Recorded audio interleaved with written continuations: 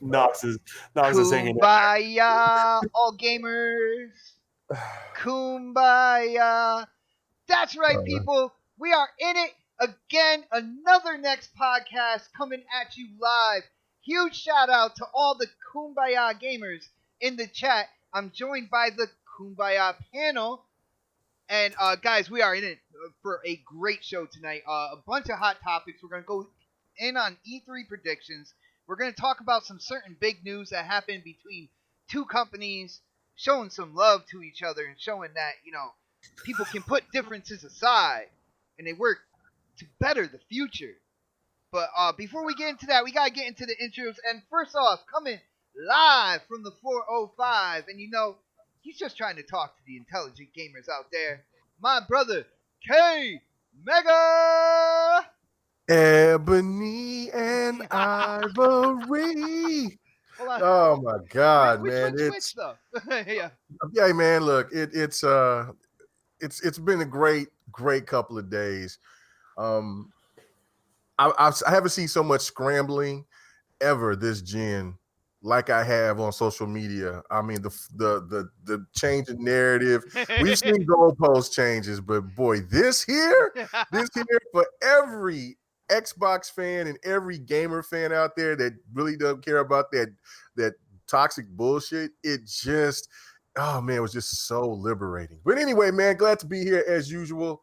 And man, let's get this show popping, man. Yeah, let's do this. Like we got a lot of stuff to talk about, in only a certain amount of time. So let's go with the newly crowned gameplay king. That's right, everybody in the chat, you guys voted for him last week in his gameplay. It is going today as the winner, our brother Knoxximus. Yo, what's good, everybody? Chilling, man. That's right. King Pit. Vote for Knox. You already know. Yeah, I'm stealing it, Brett. I'm stealing it right now, dog. Man.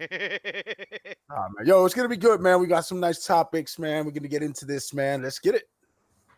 All right, brother. Yeah, dude, I got to ask, how does the crown feel? Does it fit? Everything good? You got it on a little, like, gangster lean, like my boy Biggie Smalls back in the day? Is that how you're rocking it right now? Yeah, man. I just knitted it into one of my Yankee fitted caps, so it's like the little logo on the side. This shit's got a little crown on it right next to the NY. You know how we do here.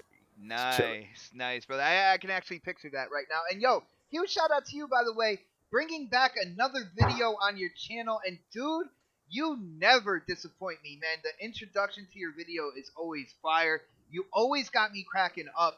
And dude, like I said, you always share your opinion. You definitely let people know where you stand on the topics with your video, man. Yeah, man. That's what it's about, bro. Most, it's just having fun because I enjoy doing it. I love the subject matter. I'm a gamer. We already know that shit, man. And I just have a good time. I'm glad you enjoyed it. I hope everybody else out there enjoyed it as well, man. That's what it's there. Only question is, how is Chauncey? Did he get? Chauncey, he's all right, man. He gonna be all right, all man. Right. He gonna be all right. All right. Well, I'm just making sure, man. I care about Chauncey. I had to put away all the sharp tools and shit. You don't want him out there. We don't want him sitting his throat out there while the box is fucking doing the electric boogaloo in front of the building. But Yo, hashtag do it for Chauncey, people. Do it for Chauncey. It'll be all right, man. God of War 2 is gonna be all right. Don't worry. Nice, man. And next on the list, he is a part of the starting lineup here on next podcast. I know a lot of people, you see him in a lot of other shows guest starring, but you can find him here every Saturday. My brother Predator. Vote for Pred. That's all I'm saying. That's it. Pred. That's it, man. Glad to be here. I know we got a lot of topics to talk about tonight. A lot of hot topics. So I'm gonna keep it short and sweet so we can get into it. Well, I will let you know right now. I did get a chance to see some of the gameplay from each panel member. Anybody out there who doesn't know, yeah, this is the introduction scene, but we actually have gameplay from each panel member for the show, and you get to vote who had the best gameplay. And it really pains me to say this, and I think he did it on purpose. But K Mega's got some fire gameplay tonight. Like the first game that he started with, I think he just knows that's one of my favorite games all time. He put it in there just for me to be like, man, that's all right. I already know we're running, like, we're fighting for second place right now. just because of it. Yo, guys, tune in. You're gonna want to see what it is. Listen to this, man. Listen to that Sucking his psychological. dick. Yeah, Oh my goodness, man. No. He's trying to do that double whammy. You know what I'm saying? He's over here. Hey, man, I'm like giving you Knox say, props, man, my this brother. dude over here trying to give me them fake ass yuccas. What you doing, man? Yeah. You know what I'm saying? Yo, man, come on now. Guys, Come on now. I am being 100% honest here, but you'll see, and All you right. guys out there, you get the vote for who had the best gameplay. So I'm looking forward to that. But guys, we have one more introduction. My lights are flickering. I know yours are too. He is back for tonight's show. Everybody, it is time to stand up, show that respect, kiss that ring. The Don. Hey guys, it's been a little too long, so I decided to show up and get a full crew going. Well, Don, I think I'm really gonna have to kind of hang my hat on like one topic with you. I already know that, and I'm glad you're here because I've seen you, man. You're hitting up Mixer like crazy. You are a streaming monster right now. How's all that going for you, man? It's going good. I'm just trying to. I'm kind of approaching things a little bit differently than I originally thought. I was gonna. Right now, I'm doing streaming Mixer is something live, so I'm gonna be any live creations. Artwork is going to be done through Mixer. Any gaming is going to be done through Mixer, and then I'll compile those videos later and do a more condensed version on YouTube. So it's kind of on-demand condensed version, or you can catch it live, and kind of use both platforms for their strengths. So. All right, and that's cool. And I've seen you playing a certain game, and I feel me and you might be the only ones who have played that game. So we're probably gonna do a little back and forth. But for now, it is time to get into the topic. So let's go with that gameplay, starting with the winner from last week, our brother Knoxximus. Dude, sit back and enjoy. You got the whole kind of gold going on around your gameplay, letting people know that you are indeed the winner, man. So I hope you like that. First topic, man. I'm gonna dive right into it. A game called Rage 2 has come out. It has been reviewed. People are playing it. Some people are loving it. Some people are hating it. So I gotta ask the panel, guys, just a show of hands. Put your hands up. Who has played Rage 2 on the panel? Anybody besides the Don? Is that it? That's all I see. I see you, Don. Yeah, I'm here. All right, Don. Rage 2 has just come out. Dude, I gotta get kind of like your general thoughts and opinions. I know you streamed it for a little bit. I think you have some quality time in with the game, dude. What do you think? What's going on with Rage 2? What do you like about it? What do you don't like? What's the deal, man? I'm enjoying it. It's not like gotta have a game. I guess this is the best way to describe it for me. It is pretty much kind of like you take Doom and you water down with open world, and that's kind of what you got with Rage 2. But it's not a huge open world; it's a little more condensed. So, it's a lot of fun. But it's not a showpiece title. I think it suffers from some design choices, like on, this is controversial, but 60 versus 30. And so a lot of things on the X do show up a lot better, look a lot cleaner. And there's certain design choices with, the way they did textures and stuff like that. I think some people it's kind of hit and miss, but some things look great. Some things look pretty average. I got you, brother. And I hear a lot of people talking about the gunplay. What do you think about like the gunplay mechanic and stuff like that? Is that kind of what brings you to keep playing the game right there? Is that a high point for you, man? Yeah, I think the gunplay is definitely a high point. The low point would be getting caught on just models in the world. So like you just kind of you nudge something right at like a certain angle, you don't even see it, it's in your view. You get stuck. You like And you stops get kind of stuck on it. So it does kind of break up the flow of the gameplay because you go from like small closed corridors to open spaces, right? Mm-hmm. But I would say if you are interested in the game and you play it, the best thing to do is, hit up some of the abilities to kind of upgrade you initially really quickly. Mm-hmm. Put your focus and energy in that, and that game kind of opens up to you at that point. So See, that's exactly what I'm trying to do because they have these vaults that are located all around the world, and every time you have a kind of like a shoot fest to get into the vault. There's always something there that you have to take out, multiple enemies or something like that. But hold on, excuse me. But you have multiple enemies that you have to take out before you can open the vault, and there's some type of either enhanced ability or some type of weapon that is inside the vault that you can grab. That's what I'm focusing on right now. I'm not even really focusing on the story. I'm focusing on getting like all the vaults, so this way I can go into the story with all those superpowers and different weapons and stuff like that. Is that what you're saying you should probably do if you're in the game? Yeah, you're just kind of limited, right? Because you start off with 1 or 2 guns to begin with, and you don't really have a lot of abilities, so it just feels like an average shooter at that point, right? And then once you start realizing you do have some abilities, like things like force push or double jump or ground pound, the gameplay starts coming alive. You start approaching those situations totally differently in regards to that. So, I mean, get at least like a couple abilities behind you. Get 1 or 2 more guns, and I think that's when the game just really comes alive. To be honest with you. Nice. And a huge shout out to our brother Ricardo Willis, a huge supporter of this channel, this show, and the entire gaming community, hitting up that super chat saying, "What up, Knox, with fire gameplay?" Knox, I think they like that gold border around your gameplay, man. You might be starting to rack up wins moving on, here on out. Real recognize real, baby. You already know. Nah, that's a good look, kid. That's a good look. I'm digging it. Nice. Now, all right, I'm gonna move on. Yo, Knox. Since we got you to chime in with the super chat and everything like that. What is going on with you and Rage 2? Did you pick up the game? Or? No, I'm not. Look, I'm not gonna front. Rage 2 definitely looks interesting. It's something that I am gonna pick up, but that's a bargain jump off for me. You already know how I do. Like Spider-Man was great, but it was even greater for $29. and Rage 2 is gonna be great at $29 too. So I'll just wait.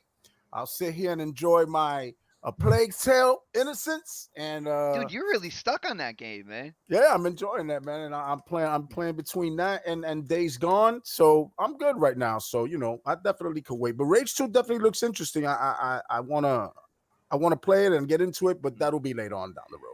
Absolutely. Now, just so I can kind of fill out, the idea of that game from you to everybody checking it out right now.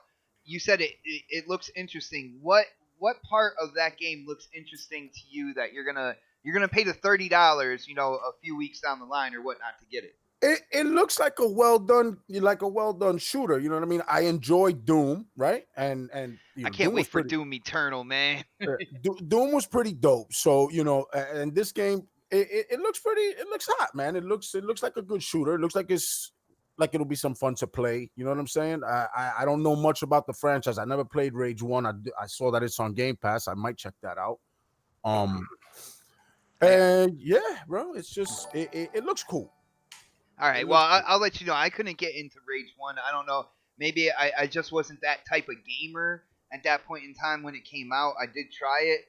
I think I brought it back. I think I bought it pre-owned. I tried to get into it, and it just wasn't. I wasn't feeling it. I ended up bringing it back to GameStop when I had my 360. I will say this one, I like the atmosphere. I do like kind of like the kind of like goon squad that's out in the open kind of like environment. They all got different types of mohawks and stuff like that. For people who don't know, I'm into punk music, so that's right up my alley right there. I will say a lot of people praise the gunplay, and I feel like the aiming is really loose. Like when I aim down sights, like I always it seems like the gun drifts more than where I'm pointing. It's your analog stick. It's my analog stick, man. Can you buy me another controller, Don? No. Dude, I'm tired of going through it. It seems I see what you do to your controllers, and you can't take care of your stuff. So brother, it seems like the later model Xbox One controllers are made with even cheaper plastic or something like that. It's not for amateurs. They disintegrate in my hands, man. I You don't got big strong hands. I get it. No, I had the same problem with the older one. For some reason, not the newer one's been rock solid for me. But yeah, that's your analog stick, man. It All right. doesn't Well, drift. and Shady said turn the sensitivity down. I might try doing that. I did that too personally, just because like it was weird when you rotate and you would you kind of snap down the sights. Hmm. It was really jarring, almost to the point like it was making me motion sick, and I don't get motion sick very often. And then turning down that rotation really helped when we I were don't get motion looking sick at at. all with games, yo. But yo, Don, I check, don't either, except for this check it one. out, yo, dude. In the chat, the Matrix Gamer, our brother from Discord, when we were streaming with Mooch and Crap, he Oh, is nice. here, checking Nice. us out live, man. What's up, Matrix? Dude, Matrix. Let me see. I will hook you up as the moderator in case you want to share your Discord or something like that. You are now a moderator, Matrix. Congratulations. Hey, Matrix that's is really good cool. news. I'm not even a moderator. And I've Yeah, been here no, for I won't give Don power like that, man. I can't do it. If you guys ever see how he plays Sea of Thieves, you'll know why I will not give Don any type of power like that. Listen here, organized chaos. Don't worry about it. But yeah, check this out. Moving on, yo, Mega, dude, Yeah. I know you as the type of this is a shooter. It's set in a pretty cool open world, man. What's going on? Did you pick it up? Are you gonna pick it up? Like, why haven't you played the game yet, man? Well, there's an E3 expense, and I've shut down. True that. I've shut down all game buying until after I come back from E3. So, um, I got a friend that I game share, and I mean he's probably the luckiest bastard ever because I buy games just all of a sudden. But where'd you get this game? And so he said that he'll get it, but I mean this will be like what the second game that he's bought in the last year. So Well, in his defense, you don't game share your emulators though, so. Cute. But regardless of that, it's but no, I do want to play it. I was just like you with the first one. I had it on the 360. I was hearing all these people and reading the magazines, and they was giving it all praise and all of this, but I just couldn't get into it. I didn't like it at all, and I took it back to GameStop. Where it really shines is on the PC. That's where the game is really actually epic. And after me playing it on the PC for the first time last year or it was last year, I fell in love with it. And I was like, whoa, now I see the potential. So I hear that they got the X enhancements for the first one. So, and I think it's in Game Pass too. So if they do have the X enhanced, it'll probably look a lot better, perform a lot better. But I don't know. But it was a lot better on the PC for sure. The experience was just completely different. So are you going to pick it up on PC then? No. I'm going to pick it up on the X. I mean, Well, but why now, not? see, If you had a better experience, so I don't. well, but that was with the first one. I mean, this one looks like it's made for made for a console. So I mean, I think that was kind of like a port, and it just didn't feel right. It didn't look good. It just, it wasn't that kind of like the same experience that you had when you tried to play it on the 360. Yeah, it was just really, it was really bland in my opinion, man. Like I was playing games like Castlevania, I was Right. getting in on Halo 4 and stuff like that at the time. Like it just, in comparison to the games I was playing at the time, it just didn't hold my interest, man. Right. Yeah, it's the same thing. It was the same thing with me with Borderlands. Like now I love Borderlands, but I couldn't stand it back then. So it was just a different time. And I like the first one after I played it on the PC. So yeah, no, I'm going to definitely give it a shot. I'm just going to be like Knox. I'll catch it on the sly. Cause I mean, since it's already gone, the hype is gone, then I'll just go ahead and pick it up later on. But I mean, it is intriguing, but I will get it. I will support it. Like I said, it's E3 time, man. It's time to keep Dude, them I can't yuccas. wait, man. We got keep a them.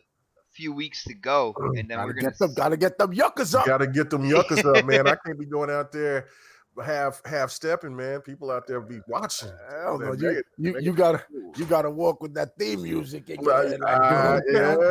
See this big man walking down the street, man, out in LA, man. Representing. I got to be right. So anyway, that's really the main reason why I didn't get it. Now, if I get lucky, and if I get and if my friend, he's a childhood friend from like grade school. So, Oh and damn! so if he Well, gets if it, he then put up with you for that long, then he might actually pick up the game then. I don't know. He haven't picked it up yet, so he's been enjoying playing the division. So I don't think Who bought the division? me. Yeah, like I said, he's only bought 2 games this year. So I mean, in the last year, everything else I just bought. Game share with. That's what I'm saying. Like no. I mean, he like a couple of years ago, he kind of went crazy. I mean, he was the one that got Assassin's Creed, because I wasn't an Assassin's Creed fan at all. Assassin's Creed does not exist anymore, brother. Man, but when he picked up Origins and I played it, and I was like, I'm hooked. And he was like, well, I'm going to get Odyssey. And he hadn't even beat Odyssey, and I beat it. So I'm like, and so he's like, man, you a fan of it? I said, man, I love it. I'm with it now. So damn. Yeah. Yo, Predator, what's the deal with you, man? And what I like, I have a feeling you're gonna come in and be like, nah, yeah, that shit's trash, and just kind of move on. But like, are you interested in Rage 2? And like, if you are, why haven't you picked it up yet, man? I am interested. I've been interested in this game since I saw the E3 reveal last year, and I just haven't picked it up because I'm doing other shit. It's like, sometimes when you don't have time to game, it's okay to say, I don't need that on launch. So I'm gonna pick it up. I most likely will get it on PC though. I was kind of disappointed. There's no HDR in the Xbox version. yeah, I heard Multiplayer, so I'm gonna go ahead and just grab that on PC at some point in time. I'll wait till it drops in price and pick it up. Like maybe maybe a little bit after E3 when we had that little gap where there's nothing out, and we're waiting on stuff to come out in September, October timeframe. So I'll get it. Just I'm playing other shit right now. I got you. And guys, you can see right now K Mega's gameplay. He brought Ready to Rumble into the gameplay, dude. That is a low blow. I love that game, man. I've told you this many times, man. Something was wrong when I gave the gameplay early. So. Yeah, dude. I was like, I gotta see what he's doing here. Like, dude, Ready to Rumble. Come on, man. Like, all right. I see what you're doing. You're going for the throat, and if I don't win this week, then I'm gonna have to dig deep. I'm gonna have to dig deep into the Xbox bag of tricks. You was clowning me yesterday. You was clowning me the other day, talking about Knox this, Knox that. He blew you away. I'm like, what? What's going on, man? I come home from work. I was like, man, I'm feeling violated right here. So I mean, All right, so. just one more thing about Rage 2. I'm gonna go across the panel with this. No real kind of like Xbox enhancements with Rage 2. Like, there's no HDR, which I was a little kind of like I kind of stepped back with that. Now that, huge shout out to Yobi, hooked me up with a TV, I got to experience high dynamic range color in all its glory. And this game screams HDR, like with the bright colored neon going from that to like the desert in the post-apocalyptic world, down into the sewers with all the blues and greens. I'm like, man, this game, like, it screamed HDR to me. I was disappointed. There's none there. Like, Don, do you have any idea as to why, like, that feature isn't on the game for the X? And do you think, like, it'll come out in a later patch or something like that, man? Are they claiming it's on other platforms? No, I haven't. No, well, I'm only talking about where I experienced. I don't think there's HDR anywhere on that game. Okay. Then there's your answer. So that's just going to be like that? Yeah, they just decided not to implement it. Right? I mean, that's just. I mean, you're gonna get that with some games. Well, Don, doesn't it scream though? You see the backer. You've been in the game, all right, and you see like from the neon color down to the desert tones and stuff like that. Doesn't this game scream HDR to you, man? It's a wasted opportunity. I think any game without HDR these days that are new releases are totally waste opportunities. But that being said, that stuff can be patched in. What I want when people do HDR, I want them to take their time as far as the integration and really use the palette and see how it applies the best. And you also see these sort of situations where HDR hasn't been implemented into an engine yet. Sometimes it takes time for those things to get integrated into particular engines. So, I mean, like, for example, like if it was done on Unreal, and if you don't have HDR in a Unreal game that's just released, that's like you have less of an excuse, right? If you know what I mean. Like, what the hell are you doing at that point? Like, Exactly. So, it's just the engine's not as popular. I forgot what they're using. It's not the idTech engine. It's something different. I think it's the same one. I think it's called they the use. Apex or something like that. Yeah, it's not very popular. It's I think they use it for what's that game when you're in South America and you got like the squirrel suit and hurricanes and grappling Just hook. Cause. Just Cause. It's the same engine as Just Cause. Dude, if that's the same engine as Just Cause, I'm gonna have to look it up. They did a lot better in terms of the graphics in Rage 2. I'm just saying, man. Same engine. I mean, that's just what it boils down to. I mean, that's just kind of how that stuff goes. But I mean, HDR integration. I mean, eventually it's going to come to all engines. That tool set's going to be there. Not everyone's going to implement it the same. People will have their opinions on what HDR looks better than others. But look at it as like I like to look at it as more of a huge box of crayons with all the colors. Mhm. Sometimes you're not going to use all the colors in that box of crayons, right? It's sometimes it's how you implement them in the product that you're outputting. So and like people make fun of what is Red Dead Redemption for HDR not being as good as other games. Well, that's the palette they decided to use. It Technically, was like HDR light. But it's HDR. It's just they're just not using the full spectrum that's there. Yeah. And you can't get that image quality that they're displaying without HDR. So better on PC when it comes out. they can patch that in though, right? Like, yeah, if they want to down, put if they want to down the line. See, those are things that benefit from like being able to be patched later on, shit like that, putting HDR to it. I mean, and I mean that's the thing though. But you got an art team, and sometimes the art team doesn't agree. They just say like, "Hey, this is what we're gonna be within." Everyone's going to implement it differently because you have all the controls. It's done either through your light source, if it's done correctly through light sources, different types of shaders, those sort of things. It is kind of how they control a lot of that stuff, and you kind of have to balance all of it. So, all right, well, yo, Mega. So Yeah. you heard now, no HDR. Is that a disappointment to you? And do you think that it'll be patched later on in this game, man? Yeah, it is a disappointment because I mean that's not that's I didn't buy my TV to not have no HDR. For games to not have that. So I mean it's kind of good that I didn't go and get it because it was going to be a day one for me because I was just like, hey, I'm going to just copy it. But again, I mean, just things work in mysterious ways, and I would have been disappointed. I think the game will still look good.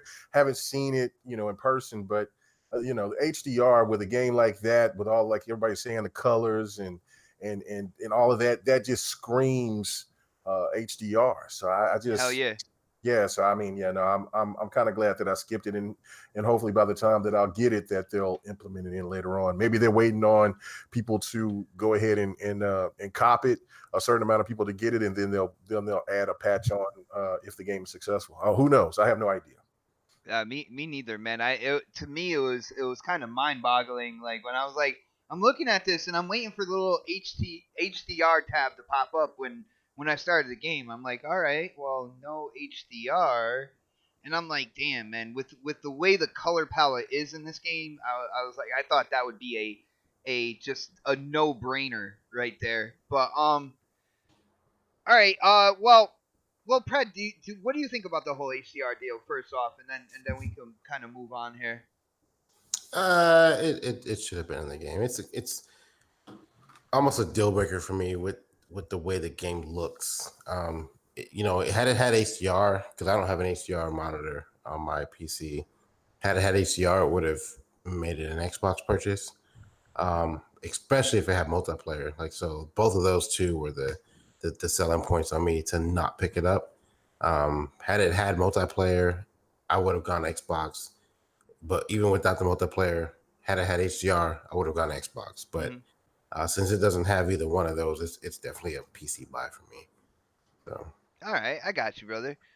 All right, well, yo, check this out. Moving on, I wanna, we are just basically a stone's throw away from E3, and I figure we just dive in and really give our predictions out on what we're gonna see. We know it's gonna be a really interesting year because one of the big boys decided that they were gonna call in sick, that they weren't going to come. So Sony's not going to be there, and I really want to know, what everybody on the panel, what you guys actually think you're going to see here, and well, also what you want to see. So I think we should tackle, first what you guys want to see, and then what you think we will see, and kind of see how that differs. So I know everybody on the panel, everybody wants to be the first one to give their predictions out, and you know what? I'm gonna go with the gameplay winner himself, our brother Knoxximus. Knox, E3 is right around the corner, man. Sony's not gonna be there. Nintendo's gonna do some type of digital show or something like that. I don't know. Or they might be on stage. I'm not sure. But dude, what do you think what do you want to see at E3? What is gonna be some things that would just make your jaw drop to the floor? It's something that's like, yeah, that's what this show is all about, man. What's it gonna be? What will make my jaw drop to the floor at E3 is if they finally were to reveal a new Splinter Cell dropping.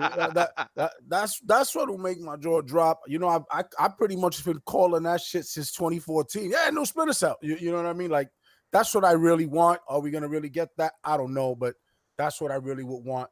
What I'm really looking forward to is seeing some Gears 5 gameplay, Infinite gameplay, and I'm saying gameplay, not no teaser videos. I want to see the game running. I want to see what you could do in it.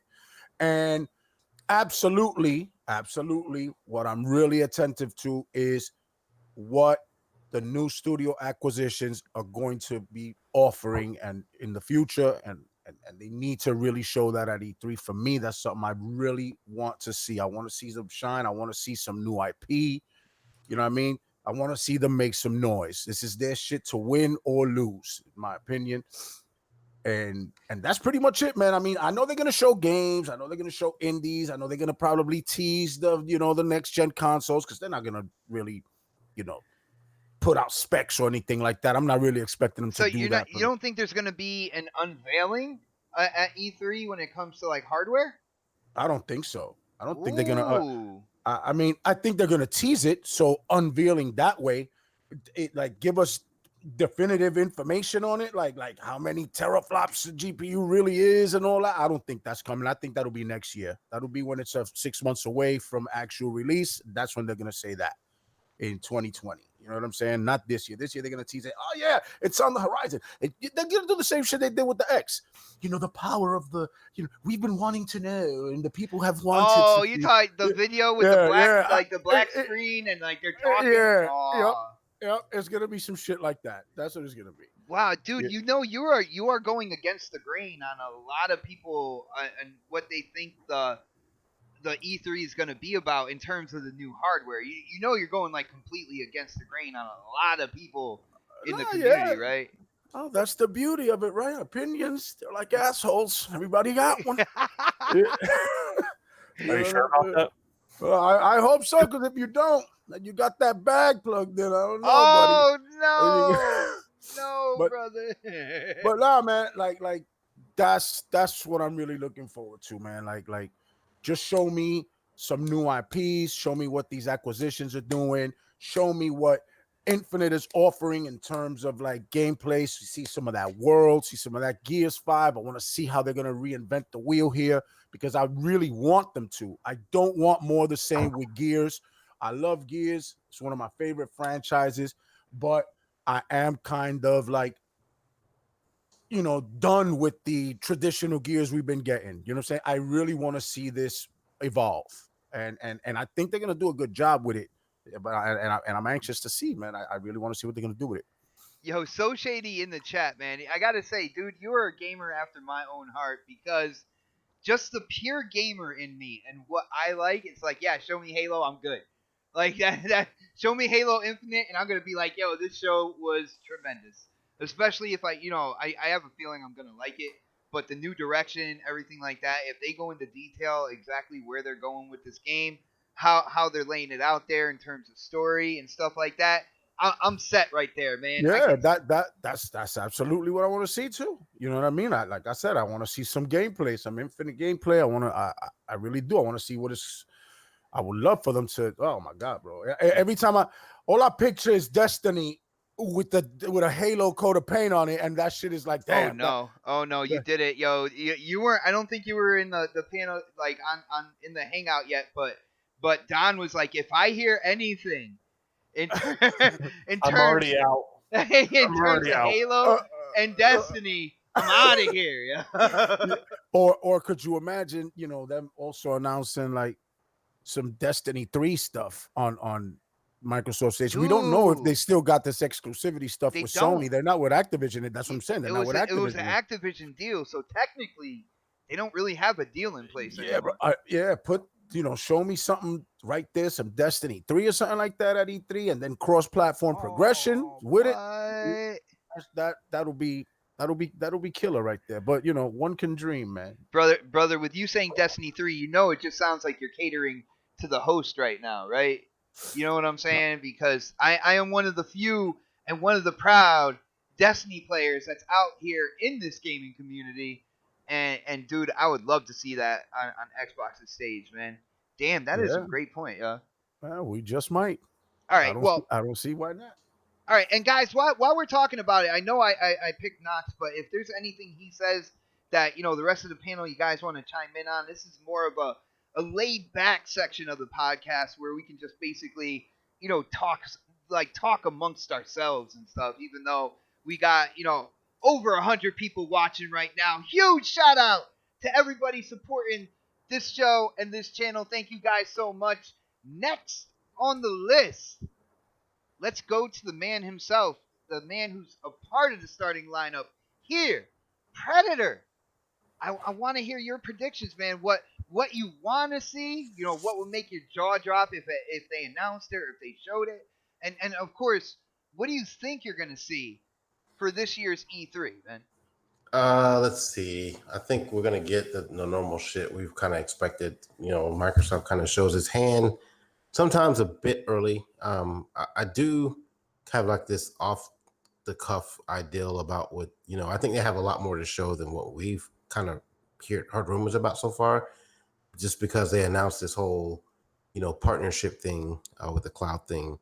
I think the timing of it was done. We actually might talk about that tonight. I'm not sure if we can get it in. I don't know if we can squeeze that in or not, but like with that being announced when it did, I think that kind of opened up the door to a lot of other stuff that we haven't really thought about and haven't really discussed, because it wasn't always on the table before. So the opportunities there now are completely different.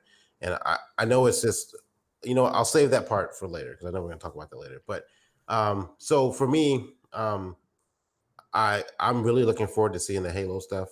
I hope they show some actual in-game play, even though I'm hoping, brother. I am hoping. Not just some CGI fucking slip screen, this is our engine, but show us some gameplay, or even, a little bit of something. And I think we're going to get some Halo stuff. I'm excited about Gears. I'm hoping we get some Fable stuff, but I think my oh my god moment it would literally be like whatever they have, come up with as far as something exclusive with possibly a major studio or like a 1 year, even if it's a 1 year deal or something like that, that will just kind of shut some people up.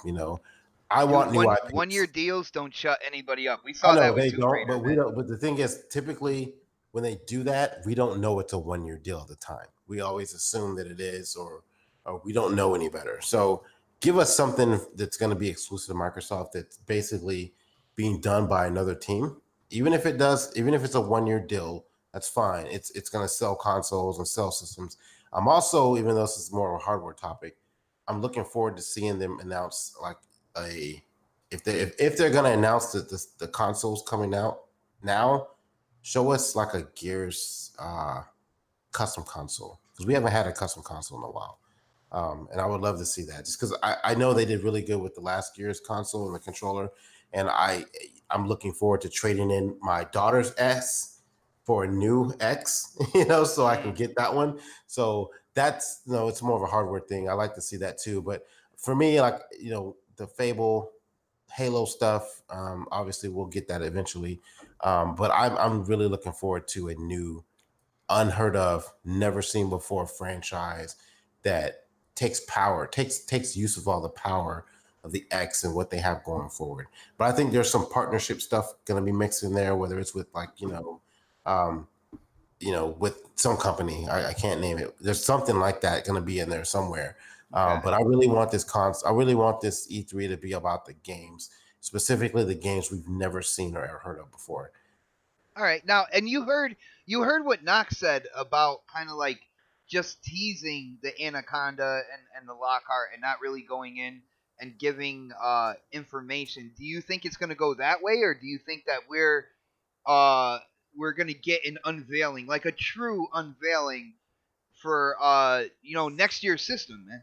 I think they'll do what they did with the X. They'll talk about it, maybe tease it, and then have Do like that an little black announcement. screen thing that Knox was saying with people talking in front of it, like, oh, the No, power. not something like that. I mean, if they do that, then that's fine. I don't think they're going to show it, unless they really have it ready already. But they may discuss it like they did with the E3 thing a couple of years ago. But I think what they'll do is maybe either tease it, talk about it. I don't think they're going to show it. I'd be surprised if they do. But then maybe come out like later, like in the year, like in August, or have like an Xbox event, and then show it there. They're gonna unveil Kinect 3.0, baby. Yeah, let's do it. Anybody down for that? Anybody? As long as it's an add-on peripheral that you can buy separately, I'm good. Yeah. I'm good. Options Put are it good. in the box, don't, baby. You put that shit in the box, I'll be tighter than a motherfucker.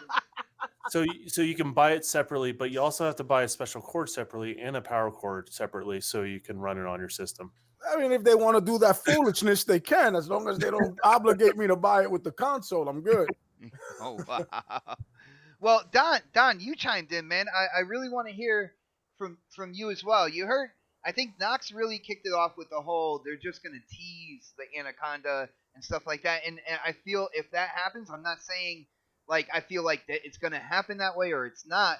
But I feel like some people's expectations for E3 when it comes to new hardware, um, there's a lot of people thinking an unveiling, like you're gonna see the thing, you're gonna get the specs and all that good stuff. What do you think about that? And then what would you like to see? What would really drop your jaw?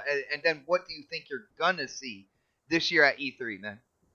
Well, not a lot of things drop my jaw. I'm always about 4 or 5 years into the future. And Yeah, that's true, man. You got too much insight when it comes to this stuff. Yeah, so it's a little that part's difficult, but as far as like how they're going to manage it, I think it's just going to be similar to how they handle the X.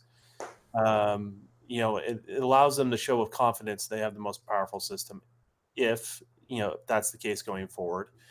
If they put the numbers on the screen, I think that will be very telling for a lot of people, and allows people to kind of invest early, and also allows some of the other developers that are a little bit further down the financial food chain that are not like as privileged as some of the others to kind of know what to expect going forward.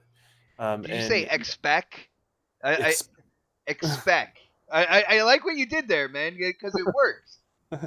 Yeah, and that's all I expect them to do going forward is like just kind of like how they introduced the X, because here's the reality: you're not going to be able to buy it this Christmas. Okay, yeah, that is true. It's going to be next Christmas, right? Yeah. So they do have to hold some stuff back for then. And I'm sure they can show a couple examples. I think that would be beneficial going forward, so people kind of know what they're going. And then I think what they need to do, if that's what they're going and they're doing forwards and backwards compatibility, they need to reinstate that for their user base, right? Because now you just like, well, I just got an X a year ago, and then some customers will be upset. So you just got to reinstate, hey, your stuff's still going to be able to play the stuff, be able to go forward. If you want to buy new hardware, it's totally up to you. But there are advantages that you're going to be getting on the new hardware that you're just not going to get on the old stuff. And in kind of carry on that message, because they haven't talked about backwards and forwards compatibility.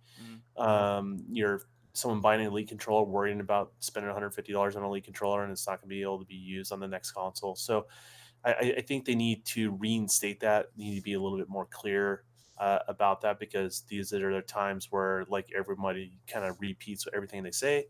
So this is their time to shine in that. They have to get their message right. Actually, if you ask me what will impress me the most, a clear message that will wow me Ooh, from Microsoft, because that's something they struggle with, and that's it's the going to unicorn for them, man.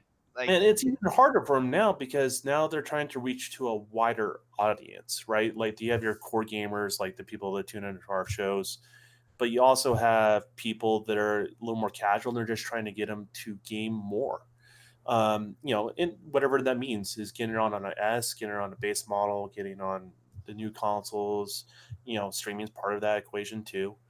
They're all part of it, right? So, like that's a wide audience that they didn't have that reach before, and sometimes the core audience feels a little left out when you talk about something that appeals to somebody that's not as core as somebody else, right? So it's a hard to juggle. So if they can get that message right with all those core audiences, that would be a shocker for me, because I think that's no small task, and I think that's a very difficult thing to do. So, brother, that is a great point, and I love the fact that you wanted to come on this episode, because I have a feeling none of us would have said that, and it's something that we all probably think in the back of our heads. Just give us a clear message, man, on where you're going. But when it comes down to it, that gamer side of things, it's like, yeah, well, I want to see Halo, and I want to see Gears, and that comes out before anything else.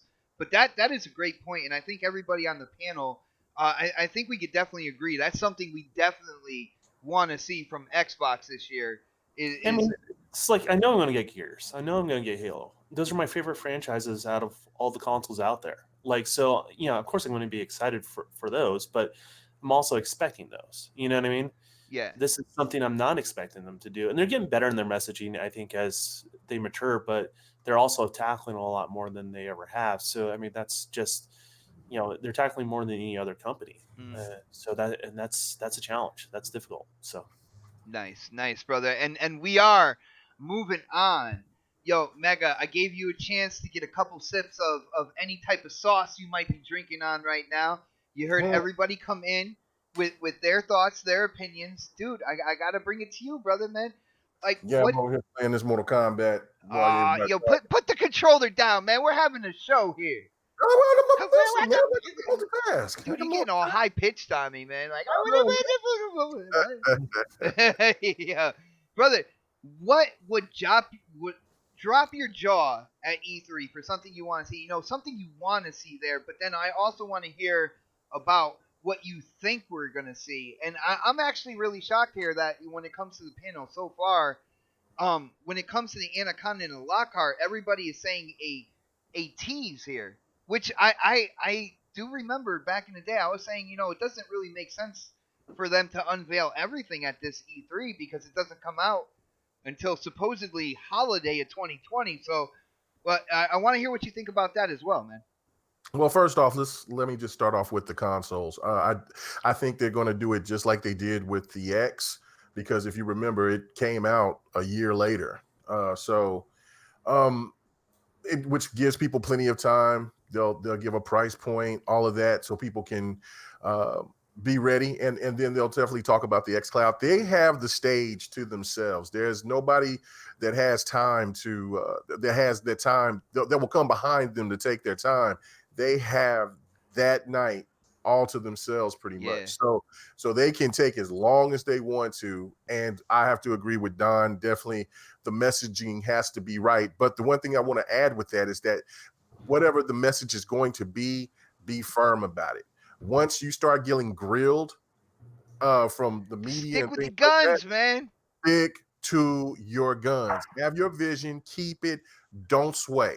Because that's the one thing that's been getting Microsoft in a lot of trouble, is that they start feeling like they get peer pressure because a certain big time YouTuber or the gaming media will try to bash on whatever that their strategy might be at that particular time, and then they want to backtrack, or then they give you some kind of spin.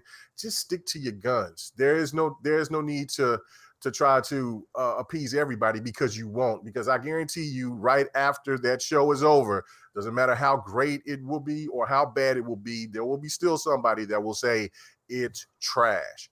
Sony already won. You already know that. So don't even worry about that. You know, you fix that, right? You just have Sony on stage with them. Well, yeah, that was the one thing that I was going to say. But as for what I want to come on, for what I want to see, I want to see Cyberpunk. I'm very excited about that. Wow, you are the first person to bring up Cyberpunk, by the way. I am so stoked. Day one buy, Ultimate Edition. I'm all in. I'm all in. You know that game's been revamped, right? Yeah, I've heard a little bit about it, but I'm still stoked about it because it's CG Project Red. I heard K Mega's character is going to be Cyber Lock. That's right. That's right. They better not They better not have a created correct character in there, because if they do, Cyber Lock. Anyway, but that I want to see that. I'm really stoked for that. But I think everybody knows that we're going to see more gameplay to that. What I'm hoping for is what I've been saying for the last couple of years right now, and I'm going to stick to it, and that's Killer Instinct 2. It's long overdue. It needs to happen. Right now, we're starting to see a big clique of fighters just come back, fighting at one particular time at the end of the 360. Started this gen looked like he was almost dead, but you got to give, even though Street Fighter didn't sell well at all at first, but you got to give a lot of props to them for bringing Street Fighter at the time. Brother, correct me if I'm wrong. When it comes to the fighters, like, I know, man, me and you, we played DOA together. I know you got into Soul Calibur, Jump Force, stuff like that. But when it comes to the fighters, especially this generation, the only two that I see kind of like shining above all, and like all others kind of like not doing as good as people wanted it to, was it was Mortal Kombat and Killer Instinct. Those were the two fighters basically this generation, man. No, I mean, that's the thing Jump Force did actually well. It was in the top 10 on Xbox, no less, which was really trippy. So are you talking about sales wise? Yeah, sales wise. So it sold well. Soul Calibur, I don't know. But I mean, Tekken, it sold decent. And then of course the DLC is really kicked off. So that's because Harada was bringing up a point about that as well, and saying that hey, look, it's going to be hard to make a Street Fighter cross Tekken when you have Tekken's DLC just kind of keeping that game going and just keep revitalizing it, just like what's going on with Street Fighter. But Fighters is, I mean, we got Samurai Showdown that's coming. And like I was going to say, is that Street Fighter, they held their own and kind of kept fighting going, but it was Killer Instinct that really kept that pulse until Street Fighter came, and then start getting on into and getting everything going after that first horrible year. And it's long overdue for Microsoft to have that fighter with them. The sequel, yeah, definitely.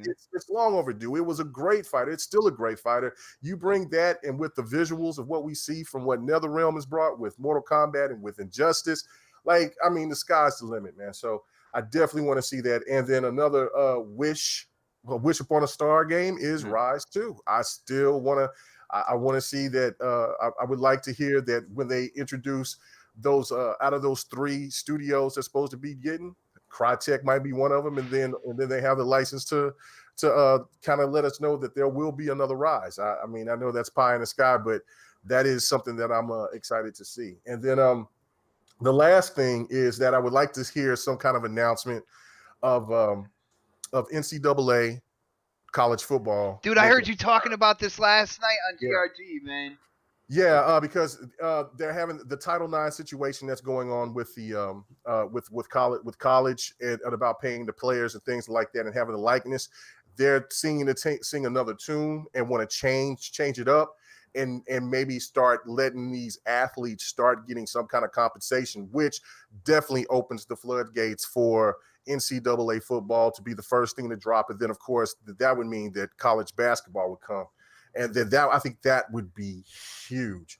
So those are the games on my wish list. What do I expect them to show is Watch Dogs 3. I think I've been playing Watch Dogs 2 here recently, and I have not, and I it was my first time playing it. I just was like, let me go ahead. I've been having it in my backlog forever, and I'm loving it. I'm loving everything. Is it better than Odyssey, man?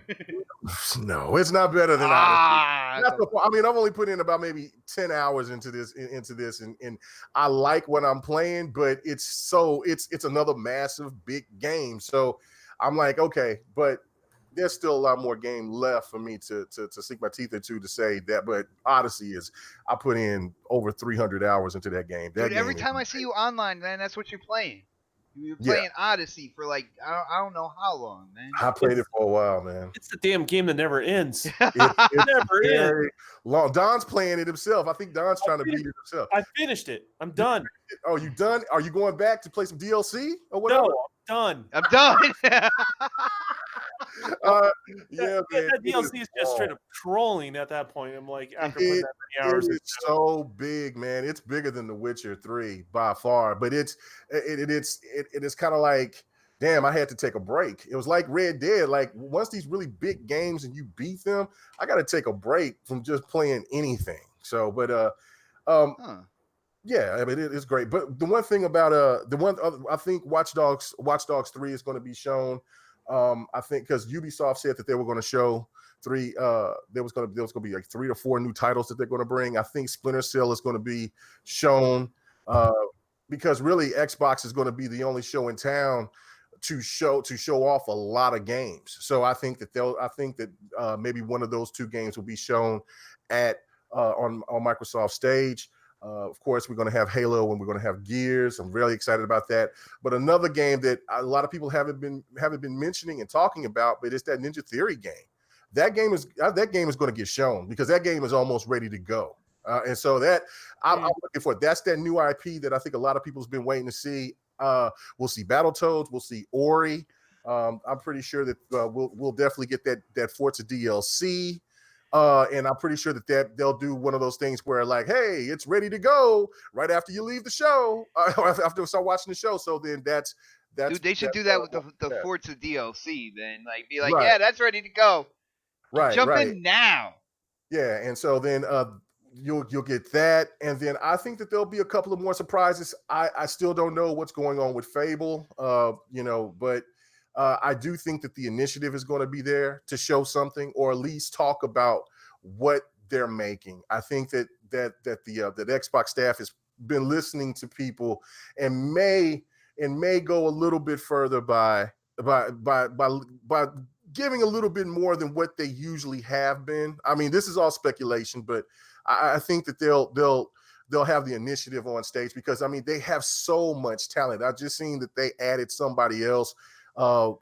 She's a very talented designer into like hair and all that type of stuff. Like she worked on the Rise of the Tomb Raider. She's worked on this MMO with the ships. I can't think of the name of the game. It looks something like, it's kind of going off of Sea of Thieves, but I can't think of the name of that game right now. But she's got a nice pedigree, and so she's worked on a lot of MMOs and creative design, so which makes it seem to me that they're going to be working on something to where you could create your own character maybe. And I think that they'll just break down maybe the new studios and have them people talk and maybe show a couple of things that's in the works that's going to be there. So do you think that they're going to show further on down the line than what?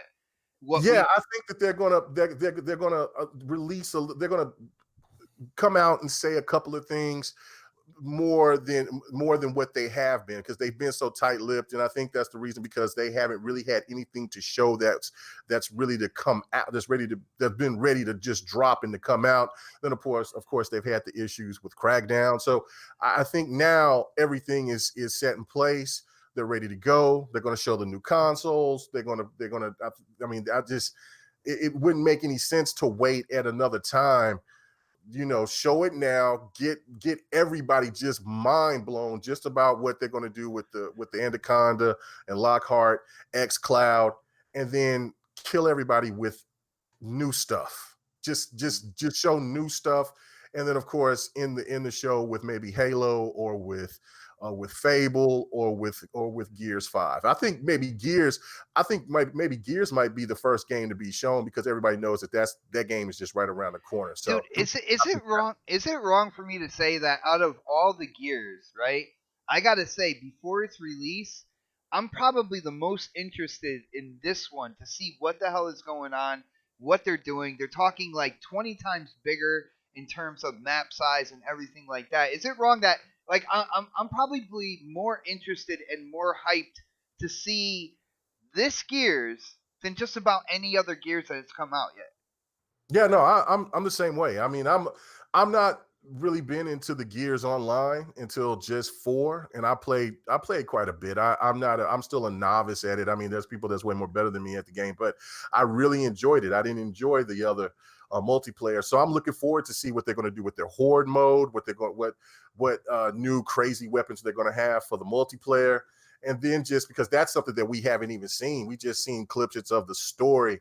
And I just can't wait to see how that thing is going to look even more polished than what we seen last year. So I'm really looking forward to Gears because I loved the story in 4. I didn't like the beginning of it with those BBs or whatever the hell those things were called, those robots.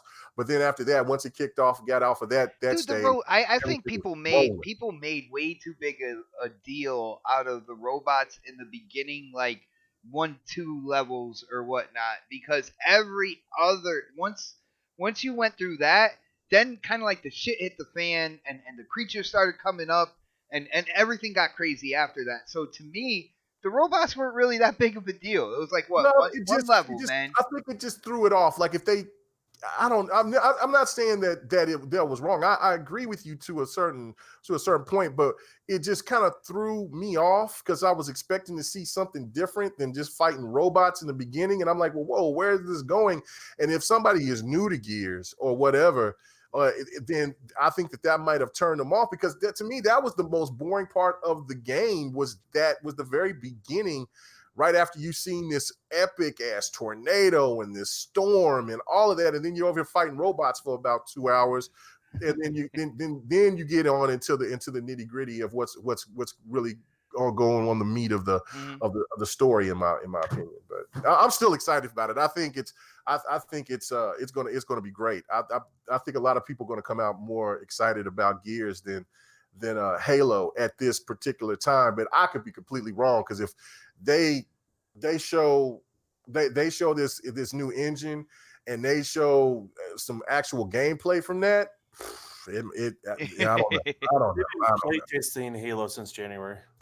Oh, really? What happened? Yeah. I've been trying to tell everyone. No one listens, but yeah, they've been play testing the game since January. Oh yeah, that's right. And how do you know, Don? I just know.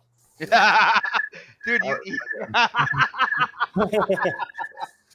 huh? So yeah, and then I know we're going to go to the next topic with that, but How'd you know, man? Am I that easy to read? Yeah, no, I'm just going to give you a segue. You know how we work. Oh, we've been doing got this. you, We've been doing it for years.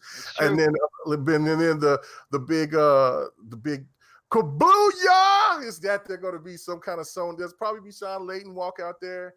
You know what I'm saying, singing that kumbaya because this whole little partnership going on with Microsoft. Nobody's coming out on E3 stage, man. Come on, man. Yeah, it's got, man. I'm telling you, No, it's coming. It's no. gonna be there.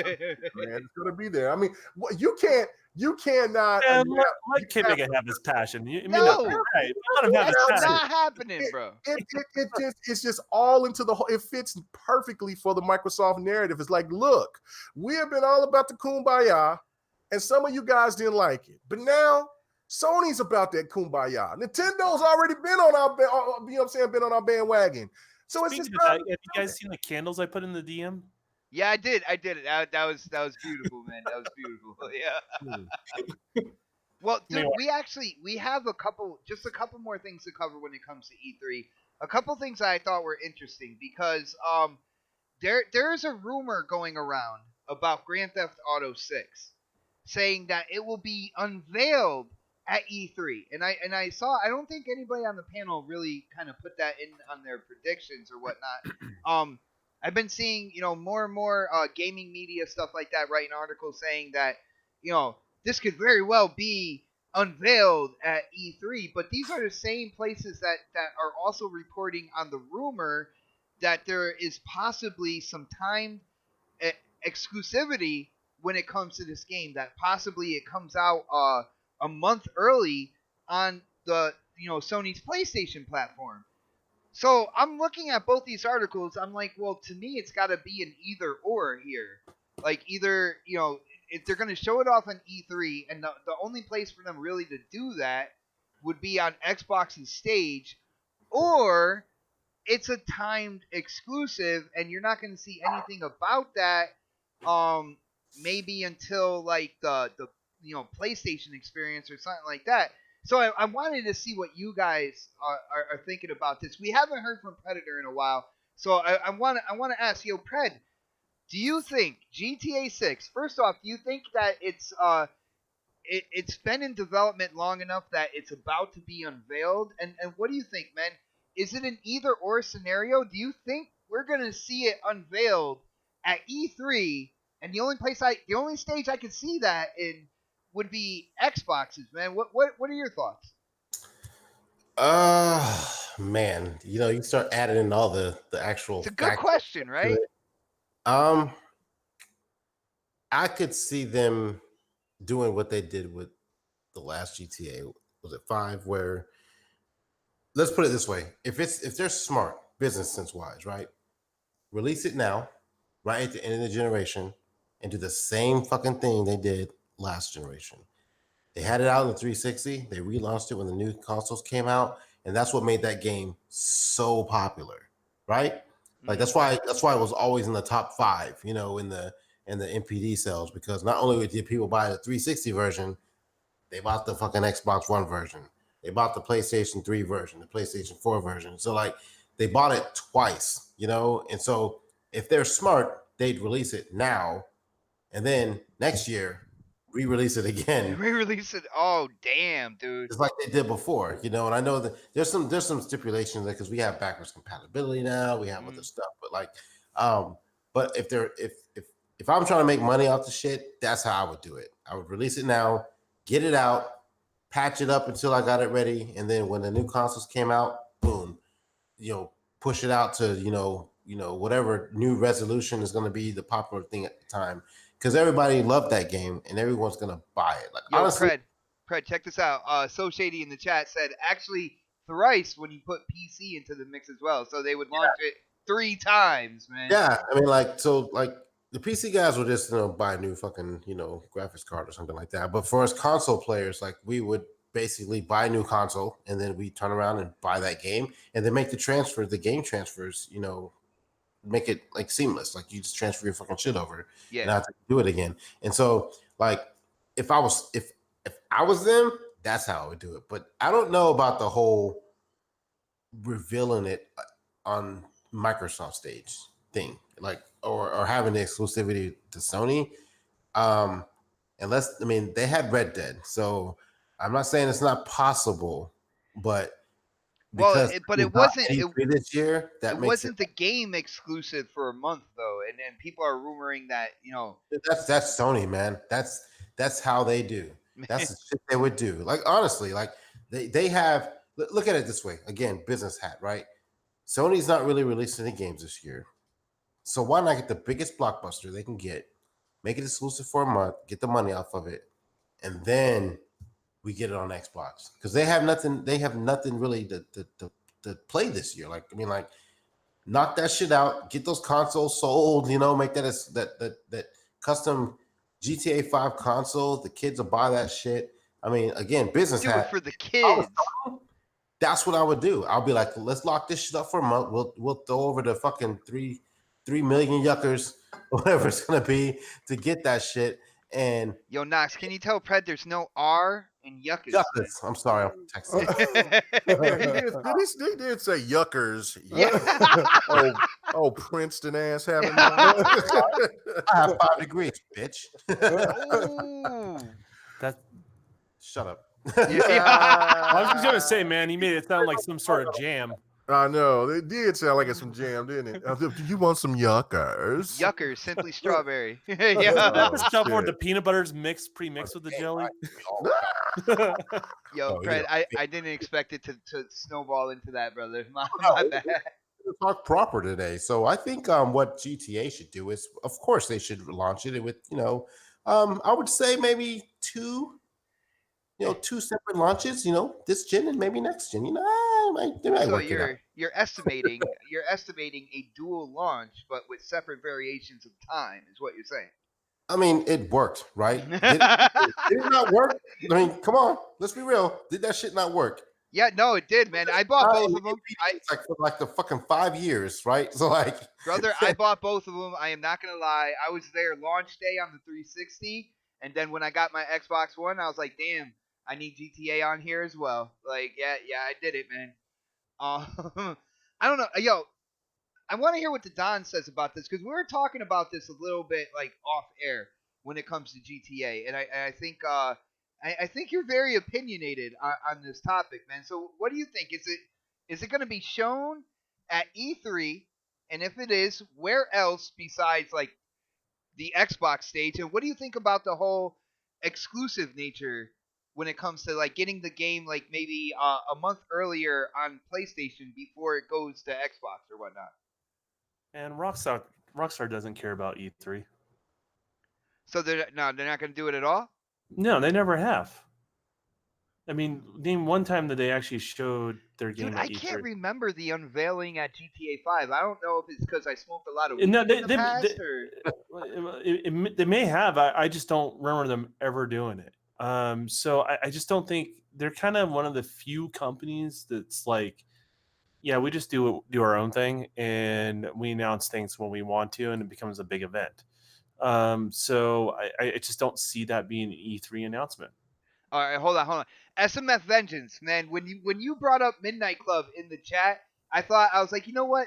There's a reason why I like this guy, and that's it right there because I was a big fan of Midnight Club, especially LA. So I would love to see that, but unfortunately, they completely tore apart that dev team, and I don't think we're ever gonna see another Midnight Club. So I saw it, man.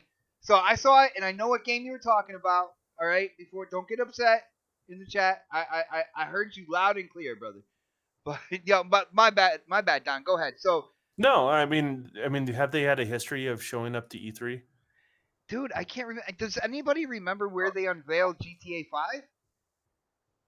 Anybody? It wasn't E3. I I don't. don't think it was revealed at E3, was it? What they did, like some stealth relaunch or something? Yeah, even Indie Gamer says that Rockstar never goes to E3. They're like Cartman. They do what they want. I do what I want. Yeah, I mean that's pretty much. I mean, and they can, and then they've been successful, and so they don't mess with that formula. And it does cost a lot to go to E3. In regards to that, and I think Microsoft would love, or whoever is going to have the exclusivity, which I don't think that's happening. But if someone had an exclusivity, I think they would want them on their stage. But I think Rockstar just kind of does what they want. So hold on, you don't think that there's any type of exclusive deal either? I don't think there is. And why not? Like, what would be your thing? I think you were. I liked where you were going, like off air, like basically. But do you remember what you were saying off air on the why not part of it? No, well, I don't know what I was saying. Basically, off air, like but... what it'd be way too much money just to have that game for 1 month. Oh, if that's what they're doing, yeah, that's way too much money. I don't think I said that though. I think someone else. No, said that was me, and all right. Still agree with. I'm not going to take credit for Knox's thoughts there, but yeah, well, Knox got the gameplay win, so I was trying to give that bright idea to somebody, try to spread the wealth here. No, I don't think it's not even that. Like, Sony is investing in a lot of stuff right now. Microsoft is investing in a lot of stuff right now. So, like, investing in each other, maybe. Yeah, there's a little bit of that. Yeah, there's a little bit of courtship there. But I mean, that's, if you look at it from that perspective, like, usually it's hard to sign deals early on in the launch of new hardware, and it's even harder to sign a deal with Rockstar. It's done in the past. I think Baker pointed out the last time there was actually on stage was in 2007.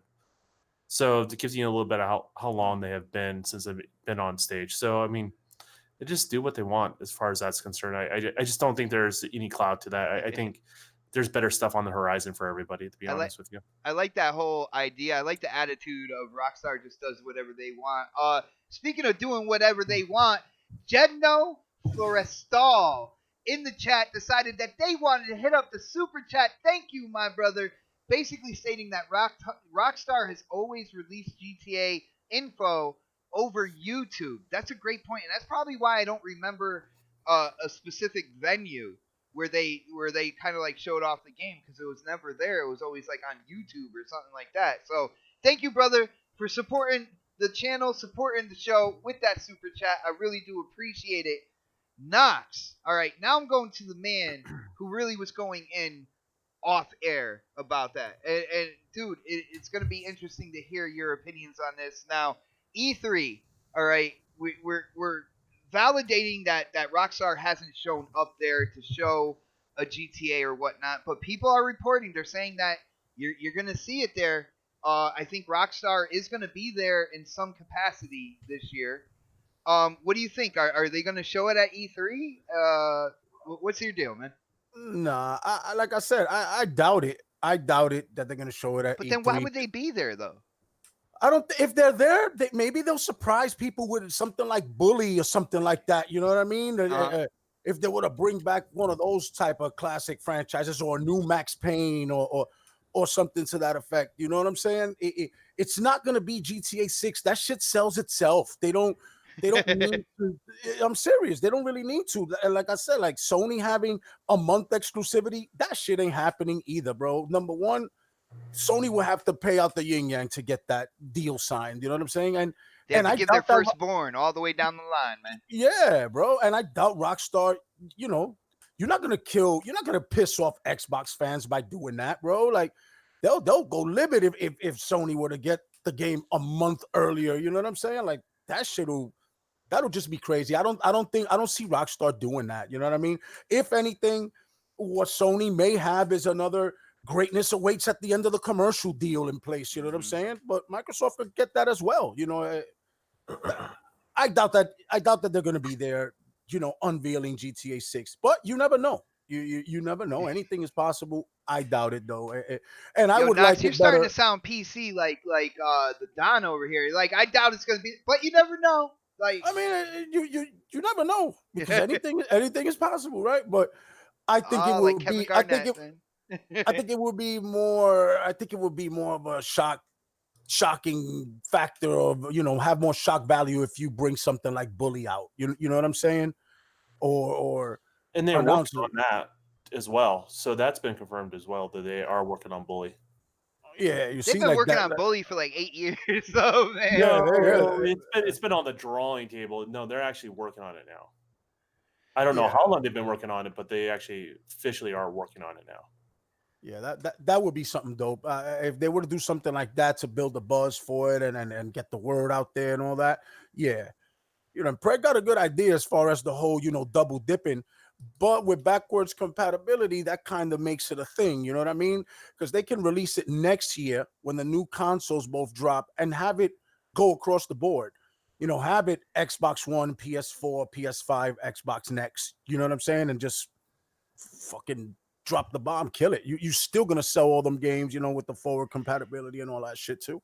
Dude, I think with them launching it, like launching GTA 5 during the PS3 and 360 era, and then relaunching it with the Xbox One and the PS4, I think that definitely helped contribute to how many units of software they put out there. And if they do just kind of launch it, at the end of this generation and let backwards compatibility do its thing, you're not looking at the same quote unquote numbers like GTA 5. I feel like there was a boost there when it came to the start of the new generation, especially with being able to take your character and bring it over to the new hardware, the new hotness that you're playing on.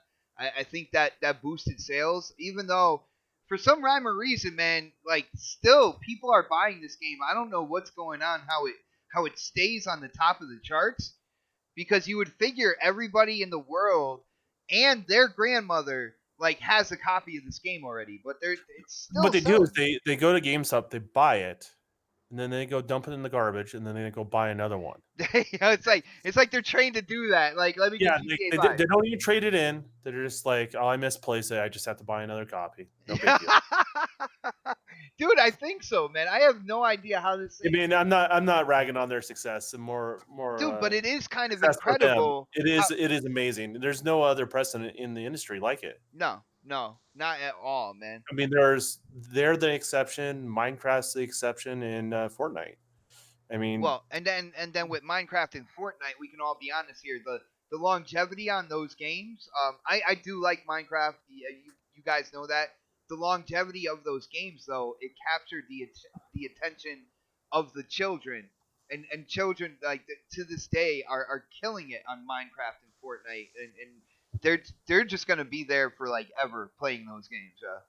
I mean that's what it is there. So with GTA, I guess it's the adult children then, maybe man-child. I don't know. man-child. I Kids mean, are I pros think, with games, man. Like my daughter was a huge Minecraft gamer, and she won't touch that shit now. I mean, like, Really? oh yeah, she won't touch it. Even like with new updates and stuff like that. It's like this the generation of kids that are growing up now, like they're so what's the word I'm looking for? They forget shit like easily. They'll move on to the next thing in a heartbeat. So yeah, they got short attention spans. yeah, so- and so Like a like they'll be like, goldfish, man. But oh, but squirrel. but also they really don't mind doing the same thing over and over again. That's why people sleep on Minecraft, but that shit is still the like number one played fucking game online. Dude, like, I'm that shit just got- waiting for them to come out with the graphics pack, and I'm diving in head first on Minecraft again, man. like But that. then again, here we go with the whole thing. Like, had they done that, like Microsoft always does shit late. Like, had they done that like 2 years ago, that shit would have been hot. When they Oh, yeah. release this shit, eventually, people are like, okay, cool. Like except the hardcore Minecraft people, but like the people who've left Minecraft have left Minecraft. They're not gonna go back to it. Yeah, I except for me, I'm definitely an exception to that. But you're right, man. Like, they're taking way too long on that, and by the time it comes out, people are gonna be like, oh yeah, that's nice, and just keep playing, whatever they're playing on at that point in time. Where if they did put it out when they first started advertising it and everything like that, dude, it would have been fire. Would have been fire out there. But Mega, what do you think, Mega, about GTA 6 in terms of being revealed at E3? Like I found it confusing that like I said, the same kind of like gaming media sites. At first we're talking about a possible Sony timed exclusive nature with GTA 6. Getting it a month earlier than any other platform. But then they're also saying that it's going to be unveiled at E3. To me, it doesn't make sense. What do you think about that? And while you're talking about that, I ran out of water. I have to go get a bottle of water real quick. Yeah. All right. Basically, I'm agreeing with Don and everybody else. I mean, because I think everybody was saying it just doesn't make sense. They do what they want to do. That game, it's bigger than life for some people, and that game is going to sell regardless if it's on the stage at E3 or if it's going to be shown on YouTube, just showing a clip. That game is solidified regardless. So I don't think that, and I'm sure that somebody's going to have some kind of marketing rights, but I don't think that it's going to be at the E3 stage. Not like that. I do agree that if they are on stage, if they come out with something, it'll be Bully or another Midnight Club. I mean, because really, if you think about it, there's Midnight Club. It would be the perfect time to bring Midnight Club because there is really no other racer that is competing with Forza right now. I know that GT Sport has got, I think they said over 7 million players. But I mean, but people, unless you're a diehard GT fan, Forza is just the king. And Need for Speed, I know that they're coming out with another Need for Speed and things like that. But so No the Midnight only Club, brother. Yeah, but hey, man, I mean, I'm just They saying. I don't mean, have a they dev would. team to do it, man. They might not. I'm just saying, but it would have to be a different game. It'd have to be Bully. It'd have to be Midnight Club. It'd have to be something else. Max I mean, Payne, like yeah, Max Payne. It would be something else if they were going to be on a stage, but it wouldn't be GT6 unless they would show the game that they're going to present that hasn't been out in forever, and then they show a clip it or a snippet of GT6 just to sign out. But oh, like that's right at the yeah, oh like right at the end. damn. That's the only thing. But to just get on stage and just present GT6, I mean, it's really not necessary because everybody, because I think Microsoft and Sony and Nintendo, well, maybe not Nintendo, but those two would definitely be clamoring at the bits to want to have those marketing rights because that's going to be the biggest game to ever come out. The one theory of them of what they did with the last gen and this gen, I don't see that coming. I don't see that happening, especially with forwards and backwards capability, and especially with now Sony doing is going to do back compat. I just don't see that making any sense. Especially, I don't think like graphically these games are going to look amazing, but I don't think it's going to look that much more amazing than what it would already look like on an X or on a Pro. You see what I'm saying? I mean, it could. I know that they're supposed to be juggernaut consoles, but to me, it would just seem like it would. I don't think people. It was not like the remaster. You see what I'm saying? Unless they sell another version of it with every bit of the content that they're going to have on there. But the way the GT5 content was just endless, and I think that it still has content, added content to this day. I just don't see that would be a possibility. I think that the game is so solidified that it's gonna sell pretty close to what it's already sold now. But it was genius for what they did. I don't think anybody's seen GTA to take the number one spot over I can't even think what the number two game was. But it's pretty amazing. And then also somebody in the chat, and I did read that today too, that Minecraft still has over 90 million users a month. Yes. So it's a juggernaut. I don't care about Minecraft. What'd you say? That's crazy. That is really crazy. Now I don't have any I don't really don't I don't like I can't say I don't like the game. You don't fucks with it, yeah. I just don't fuck with it. You know what I'm saying? So but if he did do a graphics boost, I probably would. If it looked more modern times, I just can't get into the old games that look like that. Brother, I will send you a video. I'll send you a DM of the graphics pack that they were talking about. I've seen that. Dude, I did it see looks that. ridiculous. It did look very interesting, and then of course it almost had a little creep factor in it with down there in the tunnels and stuff like that. But it looked really cool. So I just think that GTA 6, the GTA series, it's on a league by itself, and everything else except for Fortnite and Minecraft they're the pinnacle of what's the hottest thing going right now. They don't have to do anything but just present it on their own. So unless they're doing something new, I think it's just kind of like with Red Dead. Red Dead has sold over 24 million, and it probably might get to maybe 30, 40 for its, maybe 45 in its lifetime. Mm-hmm. But so they had to show that game on a stage to get people excited, just like they would with Bully, because Bully it hasn't been out in so long, or a Max Payne. Those games right there would need a stage presence, but not GTA 6. I got you. Yo, huge shout out to A. Lopez in the chat. He's like, I'm so stoned. Everyone is typing too fast. What's good, gamers? Yo, Lopez, we are in the final stages here in Connecticut to have recreational marijuana. And when that happens, I will have quote unquote under the influence live game streams. So be on the lookout for that here. I think it's going to be crazy. But guys, I think we've gone through talking about E3. We talked about GTA. I did want to talk about Battletoads, but I'm gonna put that to the back burner for now. And I think we got to go to the main event here.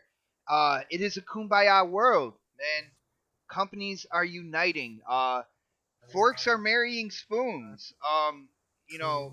the dogs are running off with the cats. It is pandemonium right now because it has been unveiled that Microsoft and Sony will be working together in quote unquote cloud tech and semiconductors.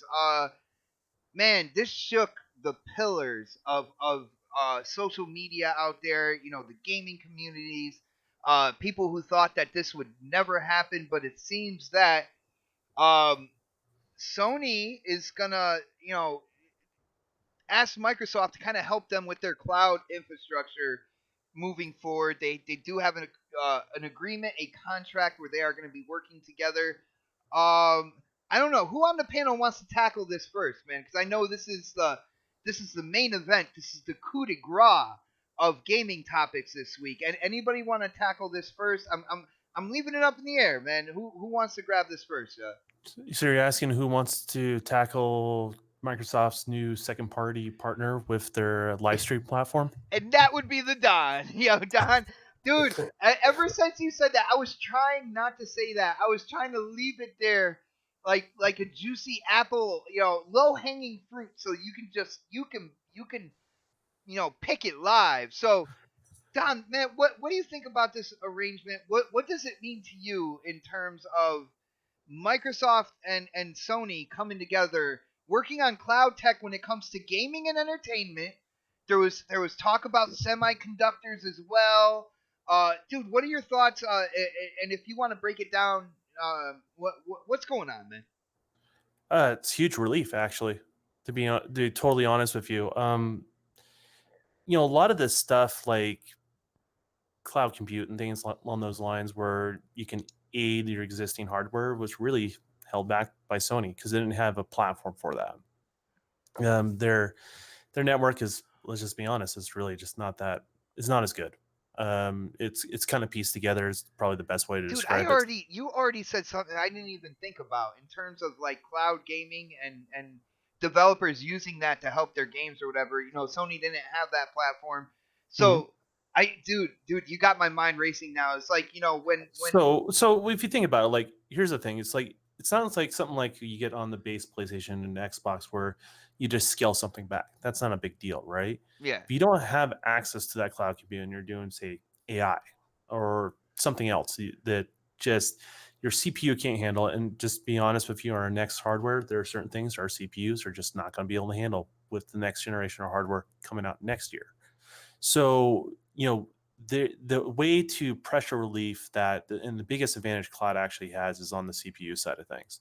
It's actually not the GPU side. It's not the streaming side of things. But it's anything related to the CPU. So that's a huge advantage that we're just not able to explore as developers because Sony doesn't have a solution.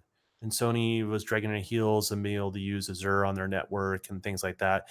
And you start seeing that kind of open up later on in the generation. You start seeing more companies using Azure, such as Ubisoft, but they obviously still release games on Sony's platform. This is now something we can start exploring because developers are going to say, okay, I'm not going to lose on X number of sales because I got to design a game for one platform. I just simply can't release it on the other platform. That's what it boils down to. So now we actually have that. And I think that's good. I think that's the industry moving forward. And that should always be encouraged. Outside that, realistically, it's, their network probably going to get better over time. You'll see things slowly start moving over as far as PSN. Not just do you really think PSN would use the Azure as like the backbone? Eventually, like that was a big question to me. Yeah, people keep talking about like people keep projecting like what's next is the exclusive games. Like, think of walled gardens still there for now, right? But there are baby steps where this is going to lead to. At least I would hope so, and I would hope PSN would eventually just move over to Azure. That's what I want as a developer. I want that to occur. I want their security to get better. I bet it's going to get better with this. It'll automatically get better using Azure because they have security in place, basically built into their cloud infrastructure. Well, and that's important when you're it doesn't matter if you're going to be somebody's going to stream in a game or you buy hardware, and let's say you buy software and you download it onto your hardware, right? That security is essential. That's the thing that holds back consumers from willing to just give you money in regards to that. So that needs to be improved as well. So for me, this is just a huge relief, and we can throw in all the jokes and stuff like that, but it is a huge improvement for the industry as a whole. And I just wanted to continue to grow from here in regards to that. And you can start seeing third parties start taking advantage of some of the cloud compute stuff where they kind of like, maybe not, right? Yeah. And this really gives a lot of people, a lot of developers options, Well, and and plus that opens the doors. with So, more devs using like cloud computing for different things, let's be real here. I know a lot of people, made fun of Crackdown or whatnot for the cloud compute when it came to the physics and what they were trying to do and what they were able to do. But if you have more developers using it, you find out more ways that you can utilize it. It gets like further developed when you have more people, kind of like exercising a certain muscle. The more you exercise it, the stronger it gets. Like in that reasoning as well. That's what you had me kind of like my mind started racing on when you said cloud compute in the beginning. yeah, well, and a lot of developers would hold back and not do Azure. It was free on the Xbox platform, but there was issues trying to get that to run on. Well, Sony was obviously at hurdles. So now that they're a little bit more open to that, you're going to see more of Azure across third party. Isn't that a good thing? I mean, all of you That's a guys as great gamers thing want right that, there.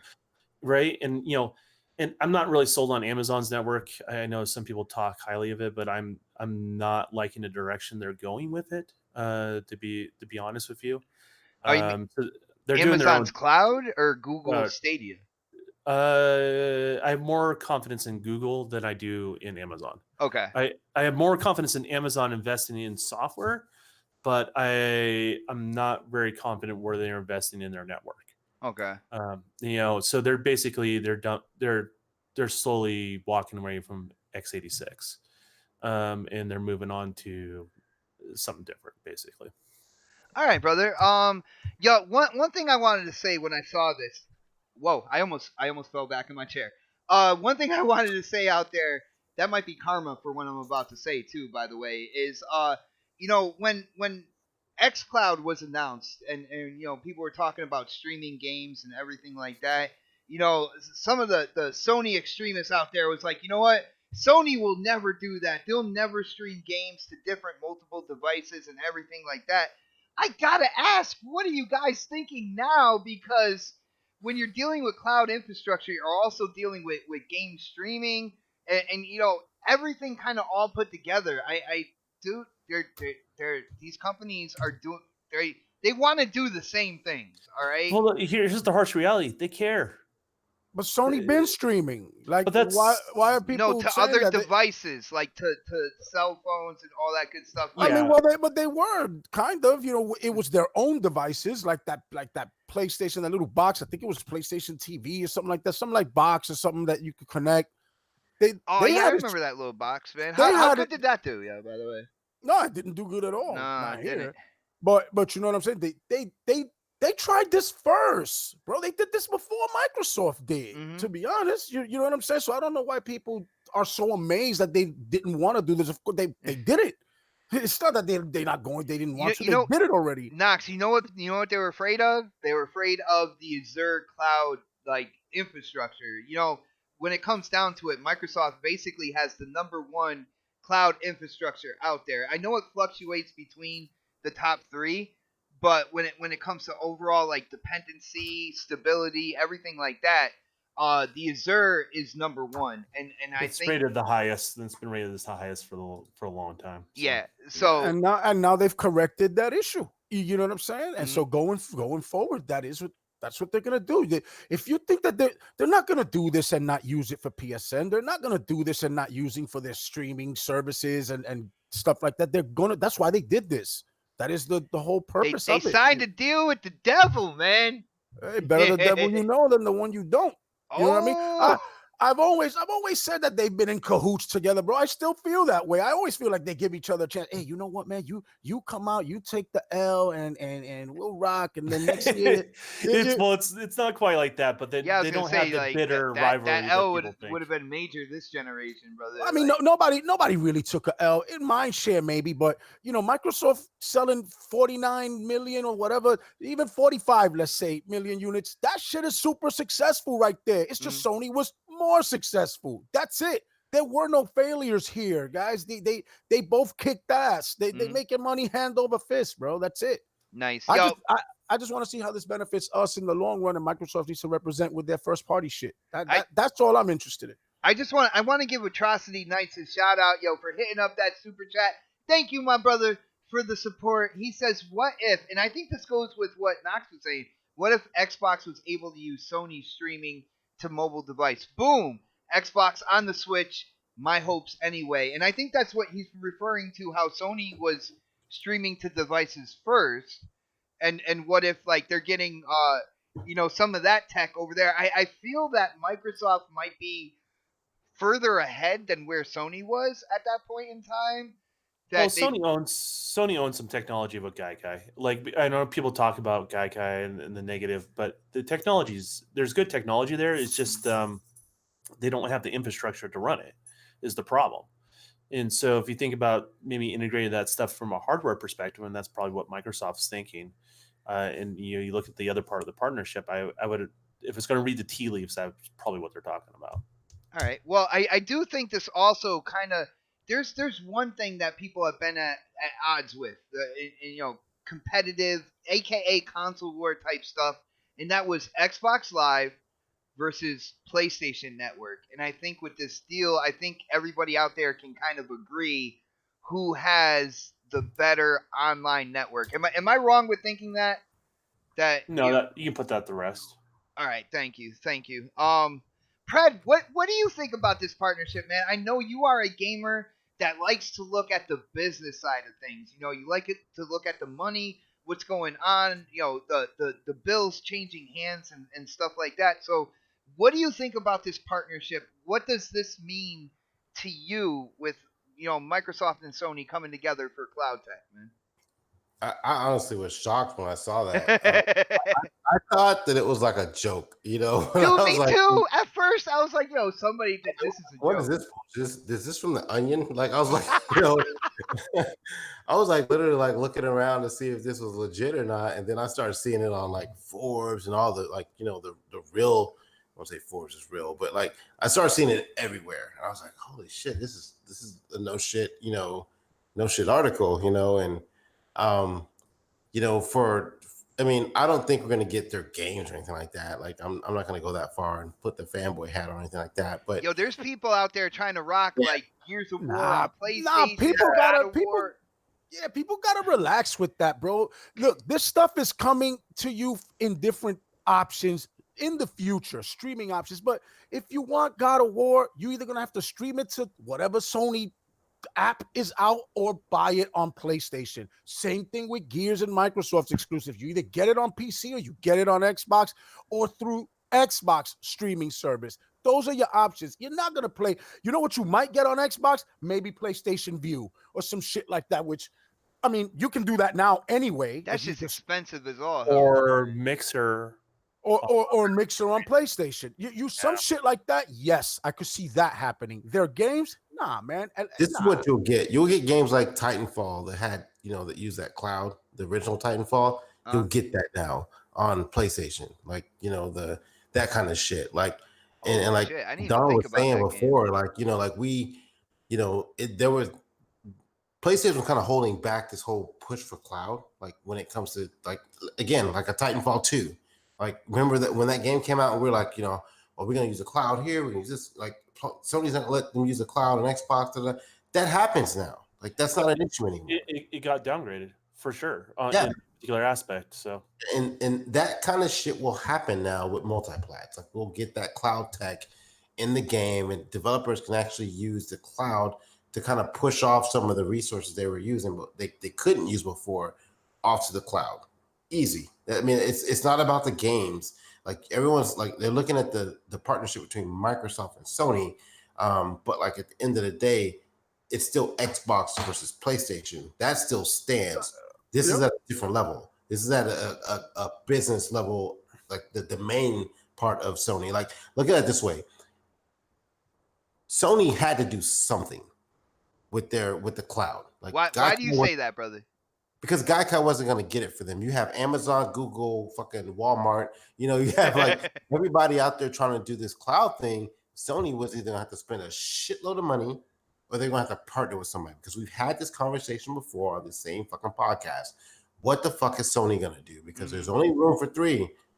After that, you know, everybody else is like, what the fuck? So like Sony didn't have Amazon. They didn't have Google.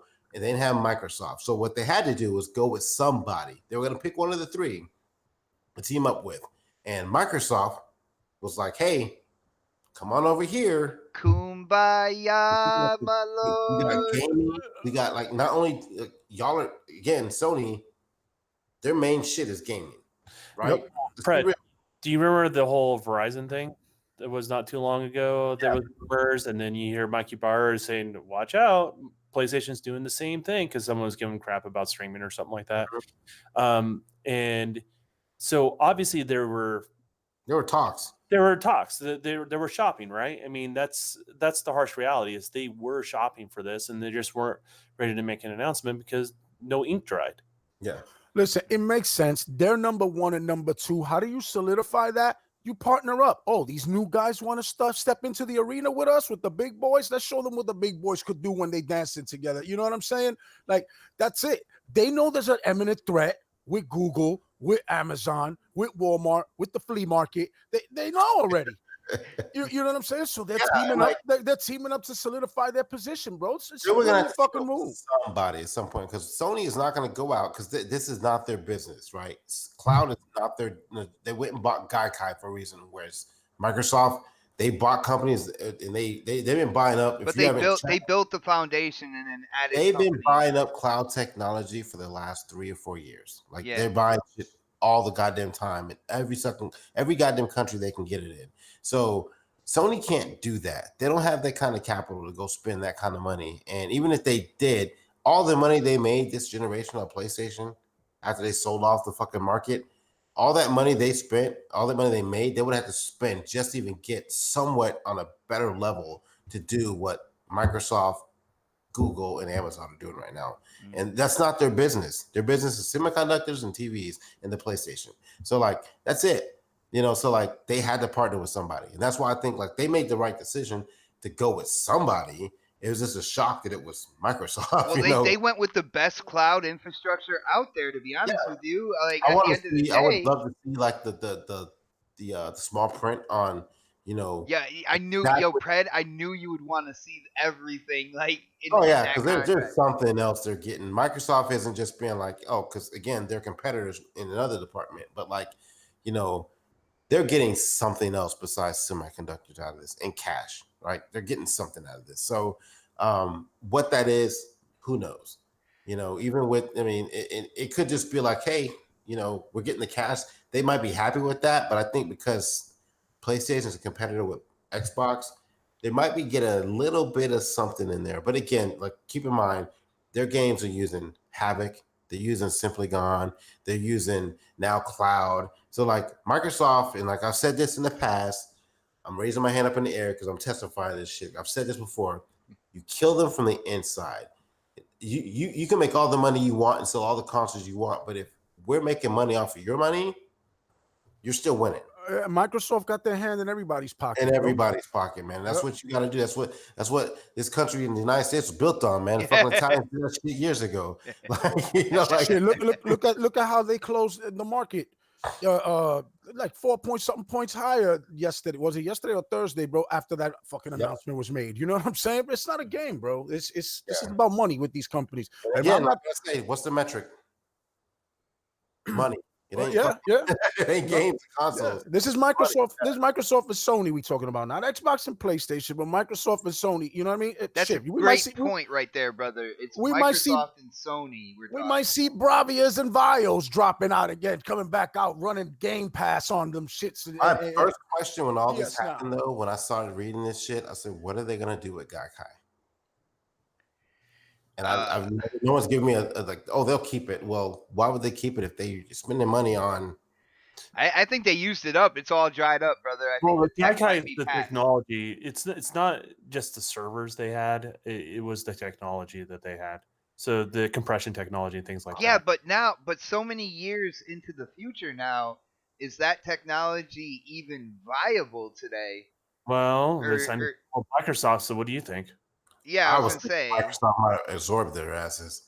Like, we'll let you guys use Azure, but we're gonna absorb Gaikai servers as well. Well, I don't think they care about Gaikai server. I don't think they do either, but it's something out of the again. It- They're not. Well, it's real estate to add more server, Yeah. another That's server not even farm. that. That's not even that. Like it's probably going to cost more money to revamp that than it is to just start a new building for them.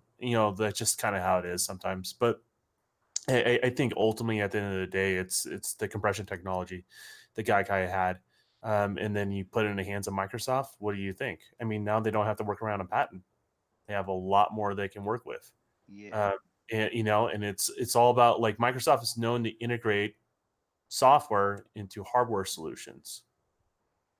Yeah, that So is true. that streamlines a lot of things. So they had something of value for Microsoft to say, that and Sony, the Sony brand's a value too, right? Mhm. But they have something of value that they felt like it was going to help their streaming service, and vice versa.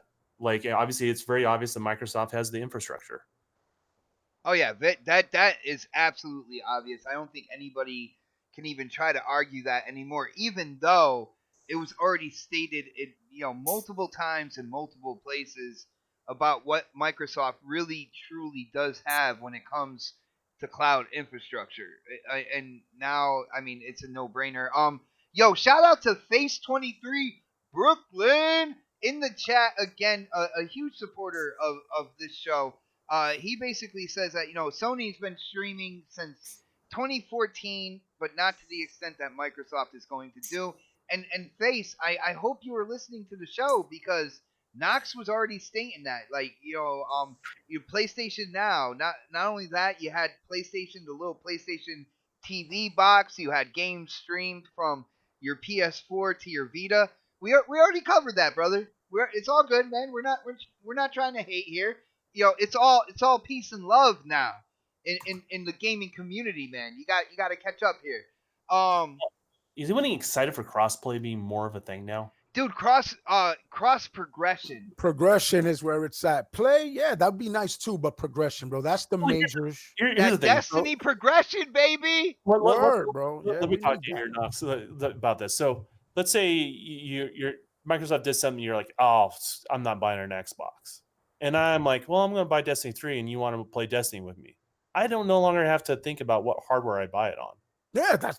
I mean, there's benefits to both ways, right? Like, and I know some people are more about progression, and some people are more about cross play, but I mean, there's advantages both directions. Well, the reason I say progression is because you got to give Destiny. like the developers something to entice them, right? So they're gonna sell more. Excuse me. Because if they do cross-platform play, you don't have to buy the Xbox version if you want to play with PlayStation guys. With progression, you still have to purchase the game.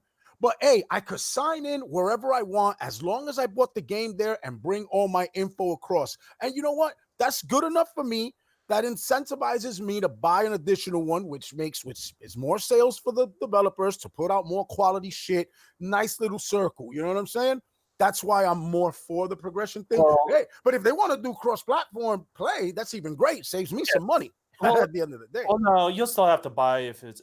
Well, you'll buy the one copy. Yeah, well, you probably still have to buy two copies in that regards if it's a walled-off garden. But the advantage is you have more players playing the game, and God, we need a graphic for the walled off gardens of Xbox and PlayStation. You got to get on that, man. I thought it was a place in Destiny. What? It is. Your names for things. I'm done with you, Don. I am so done with you right now, man. Yo, I haven't heard K Mega chime in here. I think he was waiting for Playing Mortal Kombat. That's what he's doing. yeah, or he's playing Mortal Kombat. But I think he was just I waiting. am. I'm just letting everybody talk. Yeah. Tell him to get over here. K Mega Man. I said Mega Man. I did it again. Yes, you did. Yeah, Mega. I know you gotta have some thoughts and opinions on this. I believe you guys covered this on GRG. I don't think I was a part of I don't think I was a part of the show then. I tuned in kind of in the beginning and then I went off and I started playing I was actually playing Halo 2 Anniversary last night, man. Nice. Nice. Dude, seeing that with the HDR, dude, See? talk about a game that can hold up through time. Oh my goodness, that game looked gorgeous in HDR, and brother. then people talk bad about 343. It's ridiculous. Yeah. You know what I'm saying? And what they did with the Master Chief Collection. But regardless of all that, this is the thing, Should I right? sing it for you? Kumbaya, my lord. Indeed. Yeah, sing it for me. I'm very excited on all fronts. As a gamer, this is great news to see two big companies work together for the common good for everybody.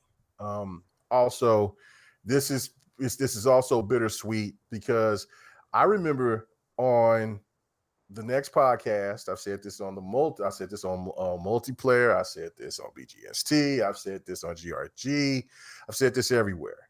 I've told and everybody that they didn't want to listen, they didn't want to hear me. I said, look, you got to get ready for the new beginnings of what's happening in gaming. The old guard is done. It's dead. It's almost out of here. Dinosaurs are extinct, bro. You know what I'm saying? It's almost done. And I was like, you know what I'm saying? We have a new wave here. Everybody was bitching and complaining about digital, but digital is now overtaking buying hard copies. You look at the situation with everything else with what's going on with games. Games is, you know, the whole DRM issue. Nobody don't even really talk about DRM no more because most of these games out here has some sort of DRM. There's always been every excuse. There's always been some kind of narrative change, goalpost move, whatever. But the one thing that was always solid with the PlayStation fanboy was that PlayStation is not going to change their narrative because they sold a million consoles. Listen, with the new wave of how things are going, PlayStation 5 can sell another 100 million consoles, but Xbox, anybody, Google, anybody can come out and say, you know what, that's well and good. Xbox can sell another 40, 50 million consoles, but then they can also have 200 million users across the world. You know what I'm saying? They can even have more than that. And they're making more money because they're not trying to recoup their money back off of hardware. Sony had to do something in order to come into the new wave. Our biggest topic that we were talking about, I remember when we was on here with Mooch and I said this. I said, look, they're either going to partner up with Verizon or somebody else because there is no way in hell. They need to. They needed to, man. Yeah, because there's no way in hell. And y'all can listen to that episode when the last time Mooch was on here and we had that big discussion. I went on this epic rant, and this was one of the things I said. Look, they cannot afford to just live off of the old way of their it's just about console sales. That day is over. Everybody wants to get a piece of the pie of that $2 billion, and damn sure with the big boys coming to play, even though they're rookies, they have enough capital to hurt Sony and Microsoft. Microsoft has already been chopping at the bit and been trying to get this. That's why what Don said, what I'm saying, what Pred said, make sure that you keep your narrative correct and stick to your guns. Do not change. And now since you have Sony behind you now, because they need you, and let's make that clear, they need you. They could have went to somebody else, but they went with the best.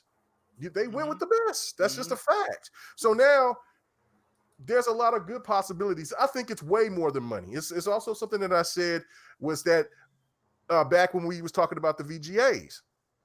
I said, look, I know that was great and all, but there's something more to that. There's no way that those guys are just going to come up here and just say, oh, this is a kumbaya movie, and then just go and move it on. And then what happened right after that? Sean Layton started changing his tune and started talking a lot different when it started bringing up the stuff about 2 billion players and online and all this other stuff. Hey, Megan, can I pause you for a second? Yeah, go ahead. I'm thinking about something right now, and I don't want to lose this thought. Yeah. It's funny that a lot of those execs from those two companies left. Yes. I mean, like sometimes that happens because they don't agree with the policy that's going forward. And they're like, you know what? I'm going to go ahead and resign. I don't like where we're going in this direction. And I mean, I'm thinking outside the box, but like, Sony got a new boss. PlayStation, not PlayStation, but Sony got a new boss, and so did Nintendo. So like, this has been in the works. Now I'm not sure if it's a coincidence or if there's something behind that. I'm just thinking outside the box. They did leave. So like, they could have easily been like, you know what, we're not interested in this direction that you guys are going with this company. We don't agree with this, because they have the old school mentality, and they wanted to bring new blood in that we're going to push that narrative forward now as far as the whole, kumbaya thing. So you are onto something right now. Yeah, and that was the thing. I said that back then. I got laughed at. I got hit with comments for K Mega stupid. He don't know what he talking about. He's L Mega. All right. I mean, we call you L Mega as well, but who would call you stupid, man? Oh, I get called these stupid things all the time, because everything that I talk about, it may not come immediately, but pretty much it usually comes. Not saying that I'm some Nostradamus or something in gaming. I don't come immediately either, but sometimes I usually. Yeah. But usually, they're not right all the time. There's sometimes I gotta take the L. But hold on, yo, Pred, somebody's asking what game is this, man? I know you get asked this like at least once per show, because you always show like a new creature. But what game is this again, man? Pray for the Gods. It's in early access right now on Steam. All right, but now to stupid K Mega. Go ahead, man. But no, that's the thing, though, is that when it comes to business, we all know that we all said this on this panel that day, that Google is not nothing to fuck with. They have the money to do it. And I mean, I argue with 100 on 100 was like, yeah, but they had failures and this and that. It doesn't matter. They can buy their way to the top, no problem, brother. Yeah, they have no problem. They get into the game, and then, like I said about Amazon, they can sit there and they'll get into it and they'll undercut every fucking body, and then you got bigger problems on your hands. Well, there's always more to it than money, but the thing that threatens Google is they have technology and they have the infrastructure and they have all that sort of stuff. Like that's why I say like they have more of a threat than anybody. Amazon, well, they have the money, they have some infrastructure, but I don't think developers are agreeing with it going forward. So that kind of hurts them.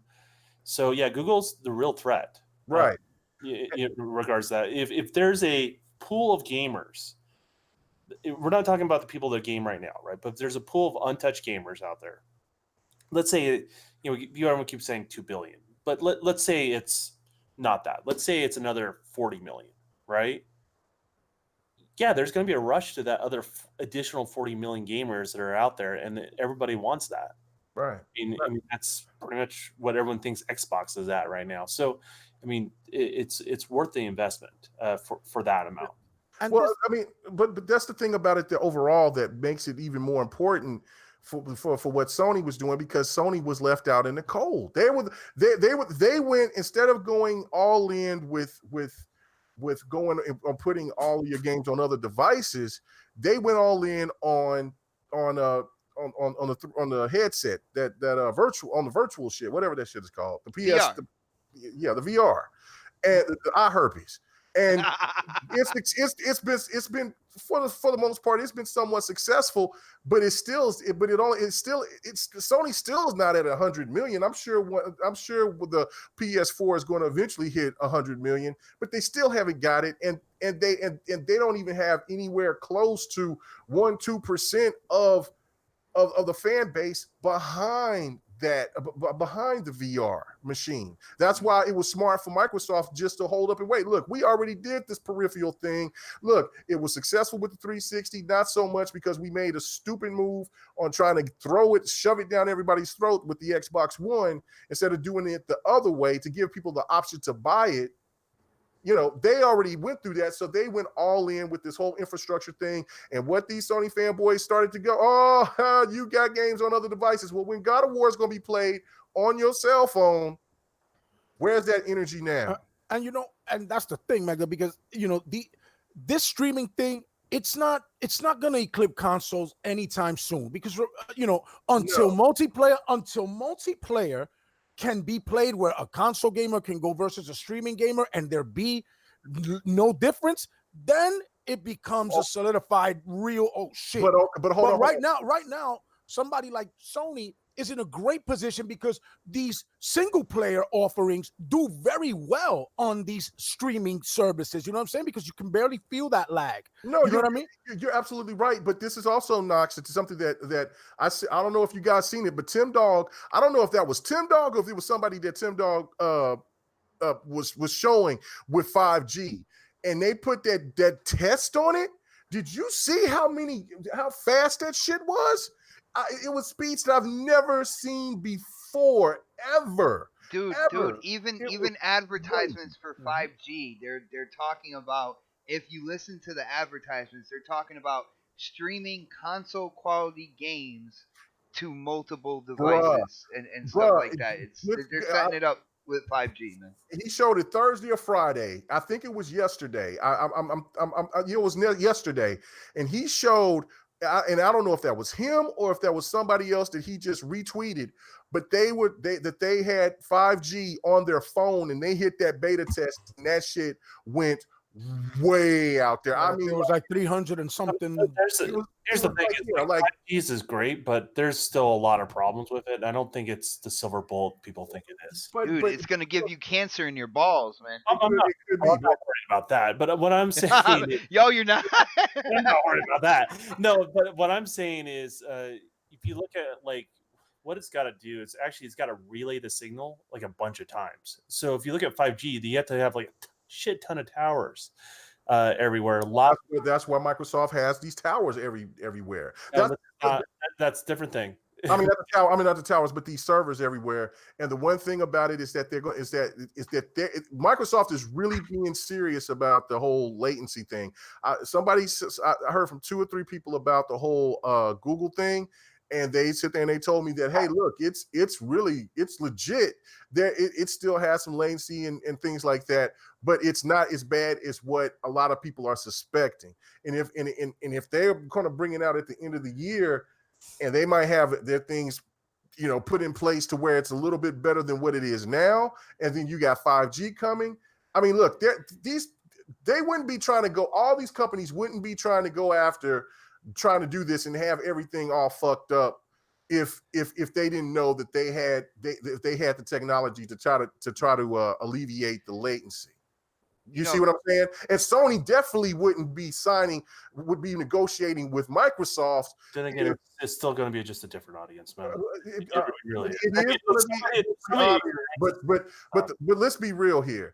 Everybody talks about the hardcore, but really, everybody talks about the hardcore.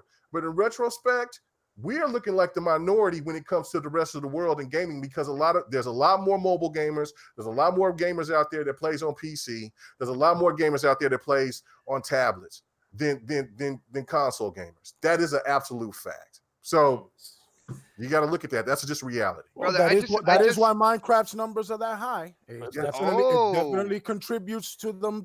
And they got that new AR like Minecraft World coming out, or Earth, or Minecraft Earth. Yeah, yeah, that looks kind of sick right there. But yo, again, shout out to our brother Face 23 Brooklyn. He said that we're basically trying to predict a future that did not happen yet. Well, predicting is actually saying something that didn't happen yet, but you're predicting that it's going to happen. And all the evidence points that way. That's what I'm trying to tell Face. Yes, he's right. It hasn't happened yet, but They are absolutely going in that direction. There is no question about it. There is no doubt Yeah. about it. Well, That's why that's one thing. partnership is in effect. One thing I was going to say is Xbox and Microsoft have been working on this for a long time. So when it comes to streaming on multiple devices, I will say that I feel that Microsoft and Xbox are ahead of the game. All right, Yes. they're already testing their X Cloud. Having other people playing games, streaming them on their cell phones or whatnot. So yes, Xbox is going to come out with it first, and you'll be able to stay in that safe bubble face, man. You'll still be, like, yeah, well, look, Sony's not doing it, but they are catching up right now. And this was a big step to them catching up, signing an agreement with Microsoft for their, using the Azure cloud platform. So, yes, Xbox will come out with it first, but dude, don't think that Sony's not going to be right behind it, ready to jump in as well. Dude, let me say one more yeah, thing go ahead, too. man. Is also we have to look at too, is that this also helps kind of alleviate the whole the toxicity that not completely, but these stupid narratives that we've been hearing for the last couple of years. Oh, they're holding on. They're holding on for dear life. There's still some out there that's still trying to make these crazy ass claims and all of this, but they're looking more like fools by the hour. It's crazy.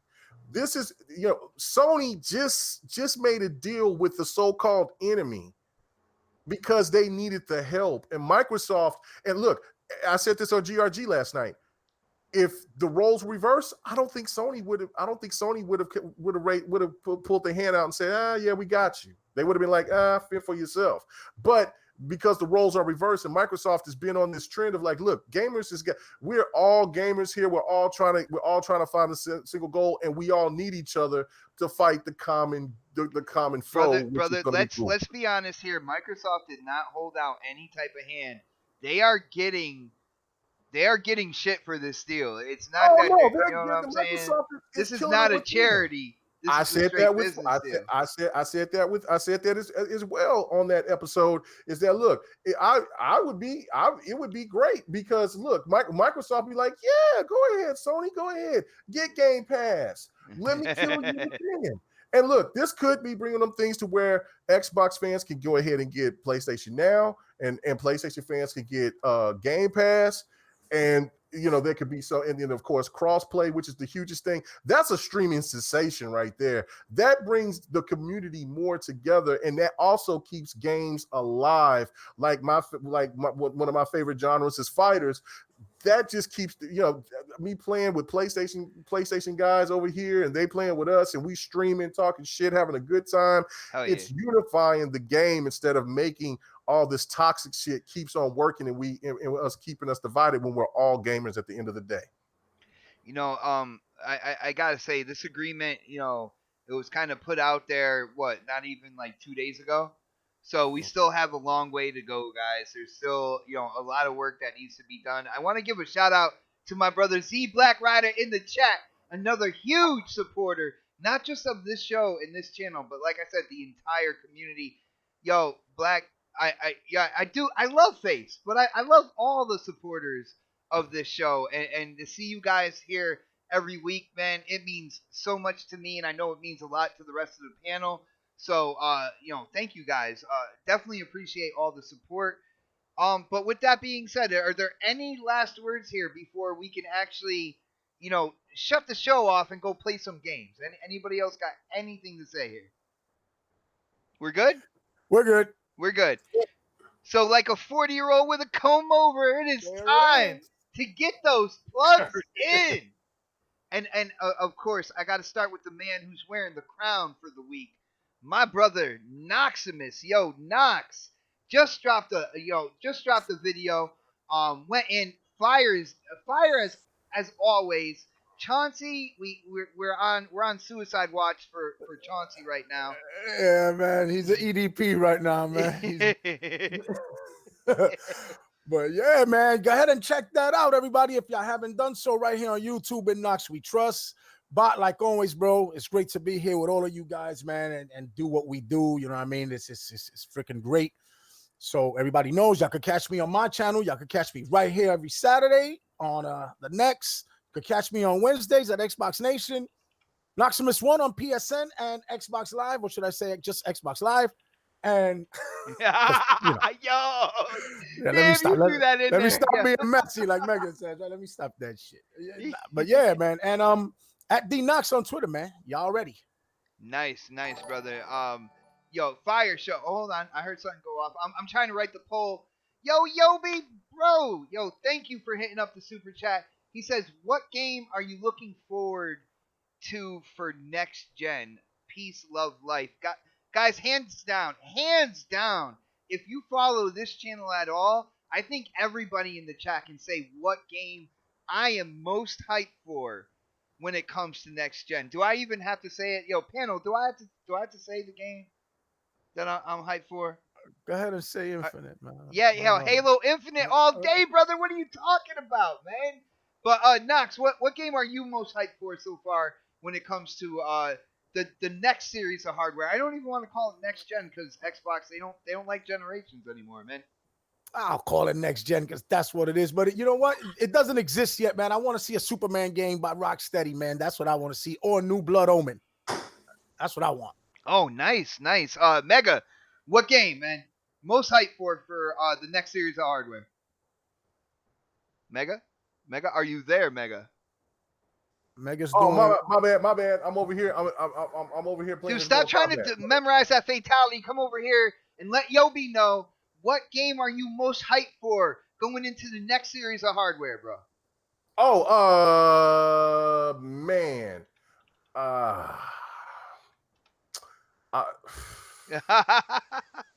Man, I'm gonna stick to my guns, man. I'm gonna stick to my guns. Last of Us 2.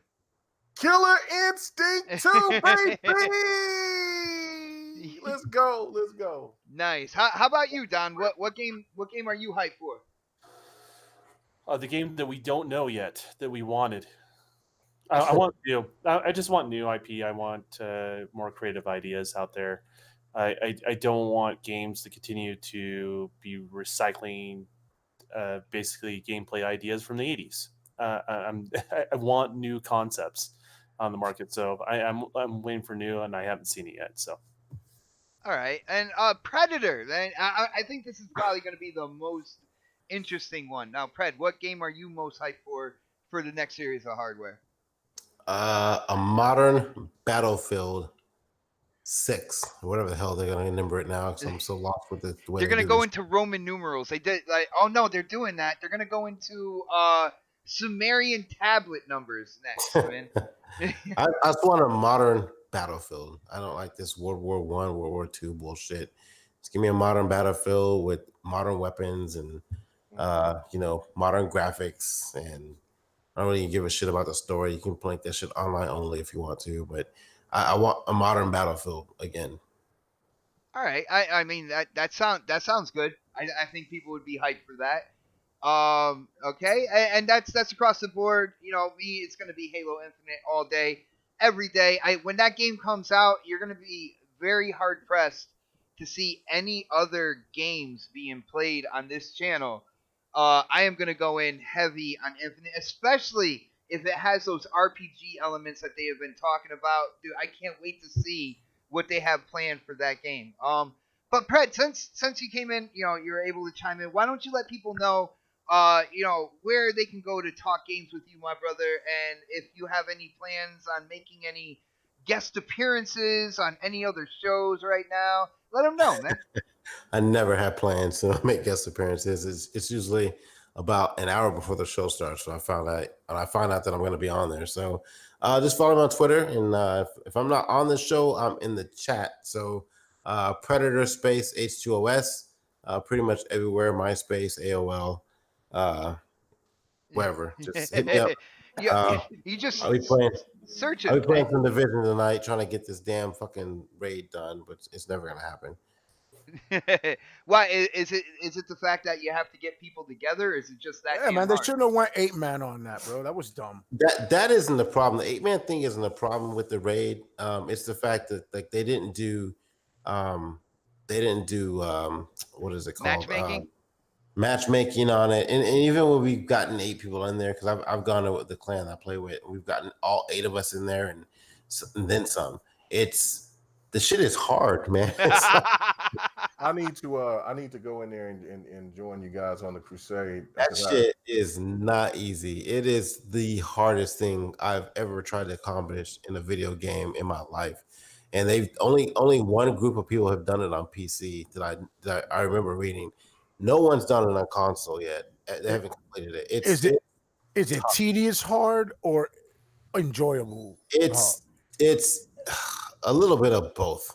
Like there is Damn, that sounds like a Destiny raid. they basically made this to I don't know how they develop games, but like I think they looked at everything that you could possibly do in this game and said, we're not going to let you do that.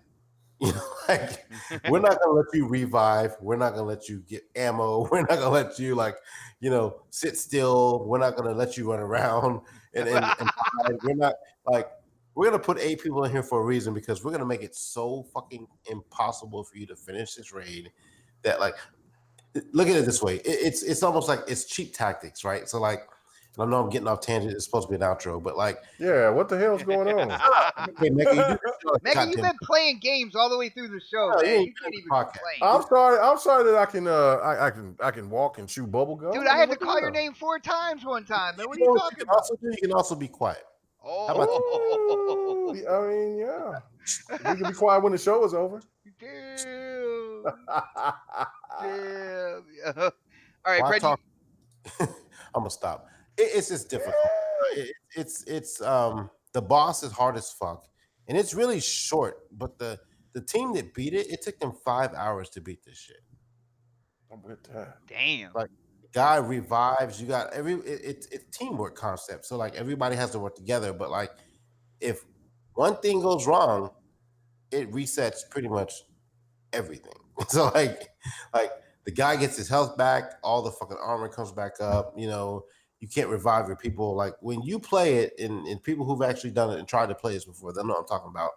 When you try and go into this and try and play it, you will be frustrated. Do you get any special loot or anything? Oh yeah, you get an exotic weapon out of it and some other shit too. But if you can get it, that's I don't even think I'm at the end of the raid. I think that's just the first boss.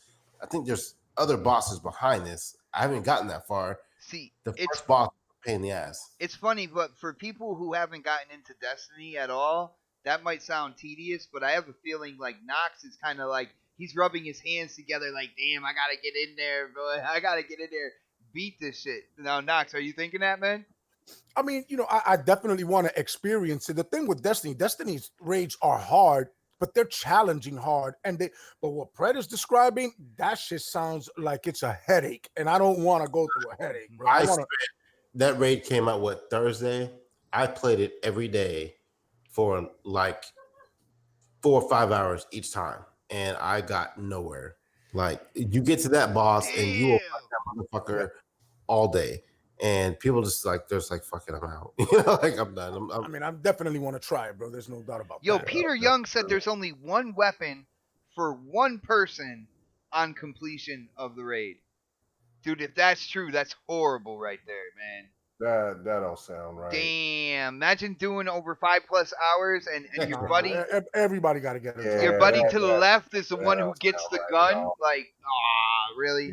Yeah, it's to the death. Whoever survives gets the gun last. That's crazy. All right, brother. Well, moving on. Let's hit up my brother from the 405, Mr. K Mega, Mr. Multitasker over here, Mr. I can't put down the controller for 2 hours for next podcast. Brother, you are a professional. We are veterans in this game. You know what to do, man. Right, man. Thank you guys for hanging out with us. You know what I'm saying? Xbot hit a nice 131 lick tonight. That's awesome. You know what I'm saying? You were watching, bro? yeah.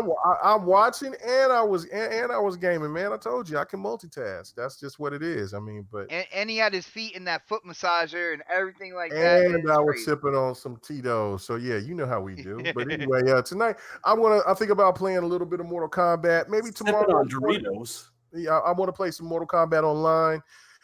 Enjoy, because I'm playing the story mode right now on very hard, and it is very hard. Dude, But why didn't you just knock down the difficulty, man? I don't no, man, understand. it's a challenge. I mean, I'm over. You are I'm thick-headed, K Mega. I'm at 60%. We doing our thing, man. But if anybody want to jump on with us and play online, Lady Infamous is definitely going to hop on with us. I'm pretty sure that we can get some other people to come in and play with us. And then Pred, man, tomorrow morning or whatever, man. If you want to go ahead and knock this out with Division, let's do that. You know what I'm saying? Knock it out, whatever, man. We gonna knock it out. Knocking that shit out. We gonna knock that shit out. I'm Yeah. telling you. Anyway, but yeah, man, thank you for hanging out. Check out the GRG podcast on my channel, K Mega 405. Also, sub to everybody on the panel, man, especially Knox. Get them on up there, man. Get them to the house 1,000, and then and Pred, fuck him. We don't care. Wow, Don, he doesn't even have a YouTube. Like, he doesn't do anything on YouTube. What the hell, yeah, man? whatever. You know what I'm saying? I was trying to give him some props, and I hope you wake up and your booty hole's sold up. Oh, damn. All right. I think we're going too far now. We're done. Thank you, guys. You know what I'm saying? We're out. Yeah. Yo, and Don. Well, we got to get an outro from Don, man. He's been streaming. He's been streaming his ass off on Mixer, putting in that work over there. Having a good time playing games and whatnot. That's where my ass went. Yep, that is exactly where it went. But one thing you can never do, you can never lose the mustache, man. I'm always streaming under the influence of a mustache. That's for sure. Well, yeah, the best thing to do is follow me at the Dawn on Mixer, or follow me on Twitter. You'll have my link to Mixer and all that sort of stuff there. Yeah, and I'm streaming, doing my thing, and got overlays going, all that sort of stuff. And if you can't catch it live, I'm gonna start reposting that stuff on YouTube for you guys. So. Oh, nice. That's good right there. I like to hear that, man. Yeah, just use both platforms to their advantage. I think it's the best way to do it. So nice. And guys, on that note, it is Saturday night. The gamers got a game. I know I want to get the controller in my hand. You never know. I might join K Mega. I know his parties get crazy, man, and I might be in the mood for that. Haven't played Mortal Kombat in the last few days, man. I've been definitely spreading around playing other games, so it'd be cool to see if I could get in there and whoop some ass with Kung Lao. So I might be doing that. Listen to that. Listen, I think also I was streaming last week, and then you know what, Xbox, I don't know what the hell is going on. I am under the beta system, but you can't be doing no damn update at 11:15 p.m.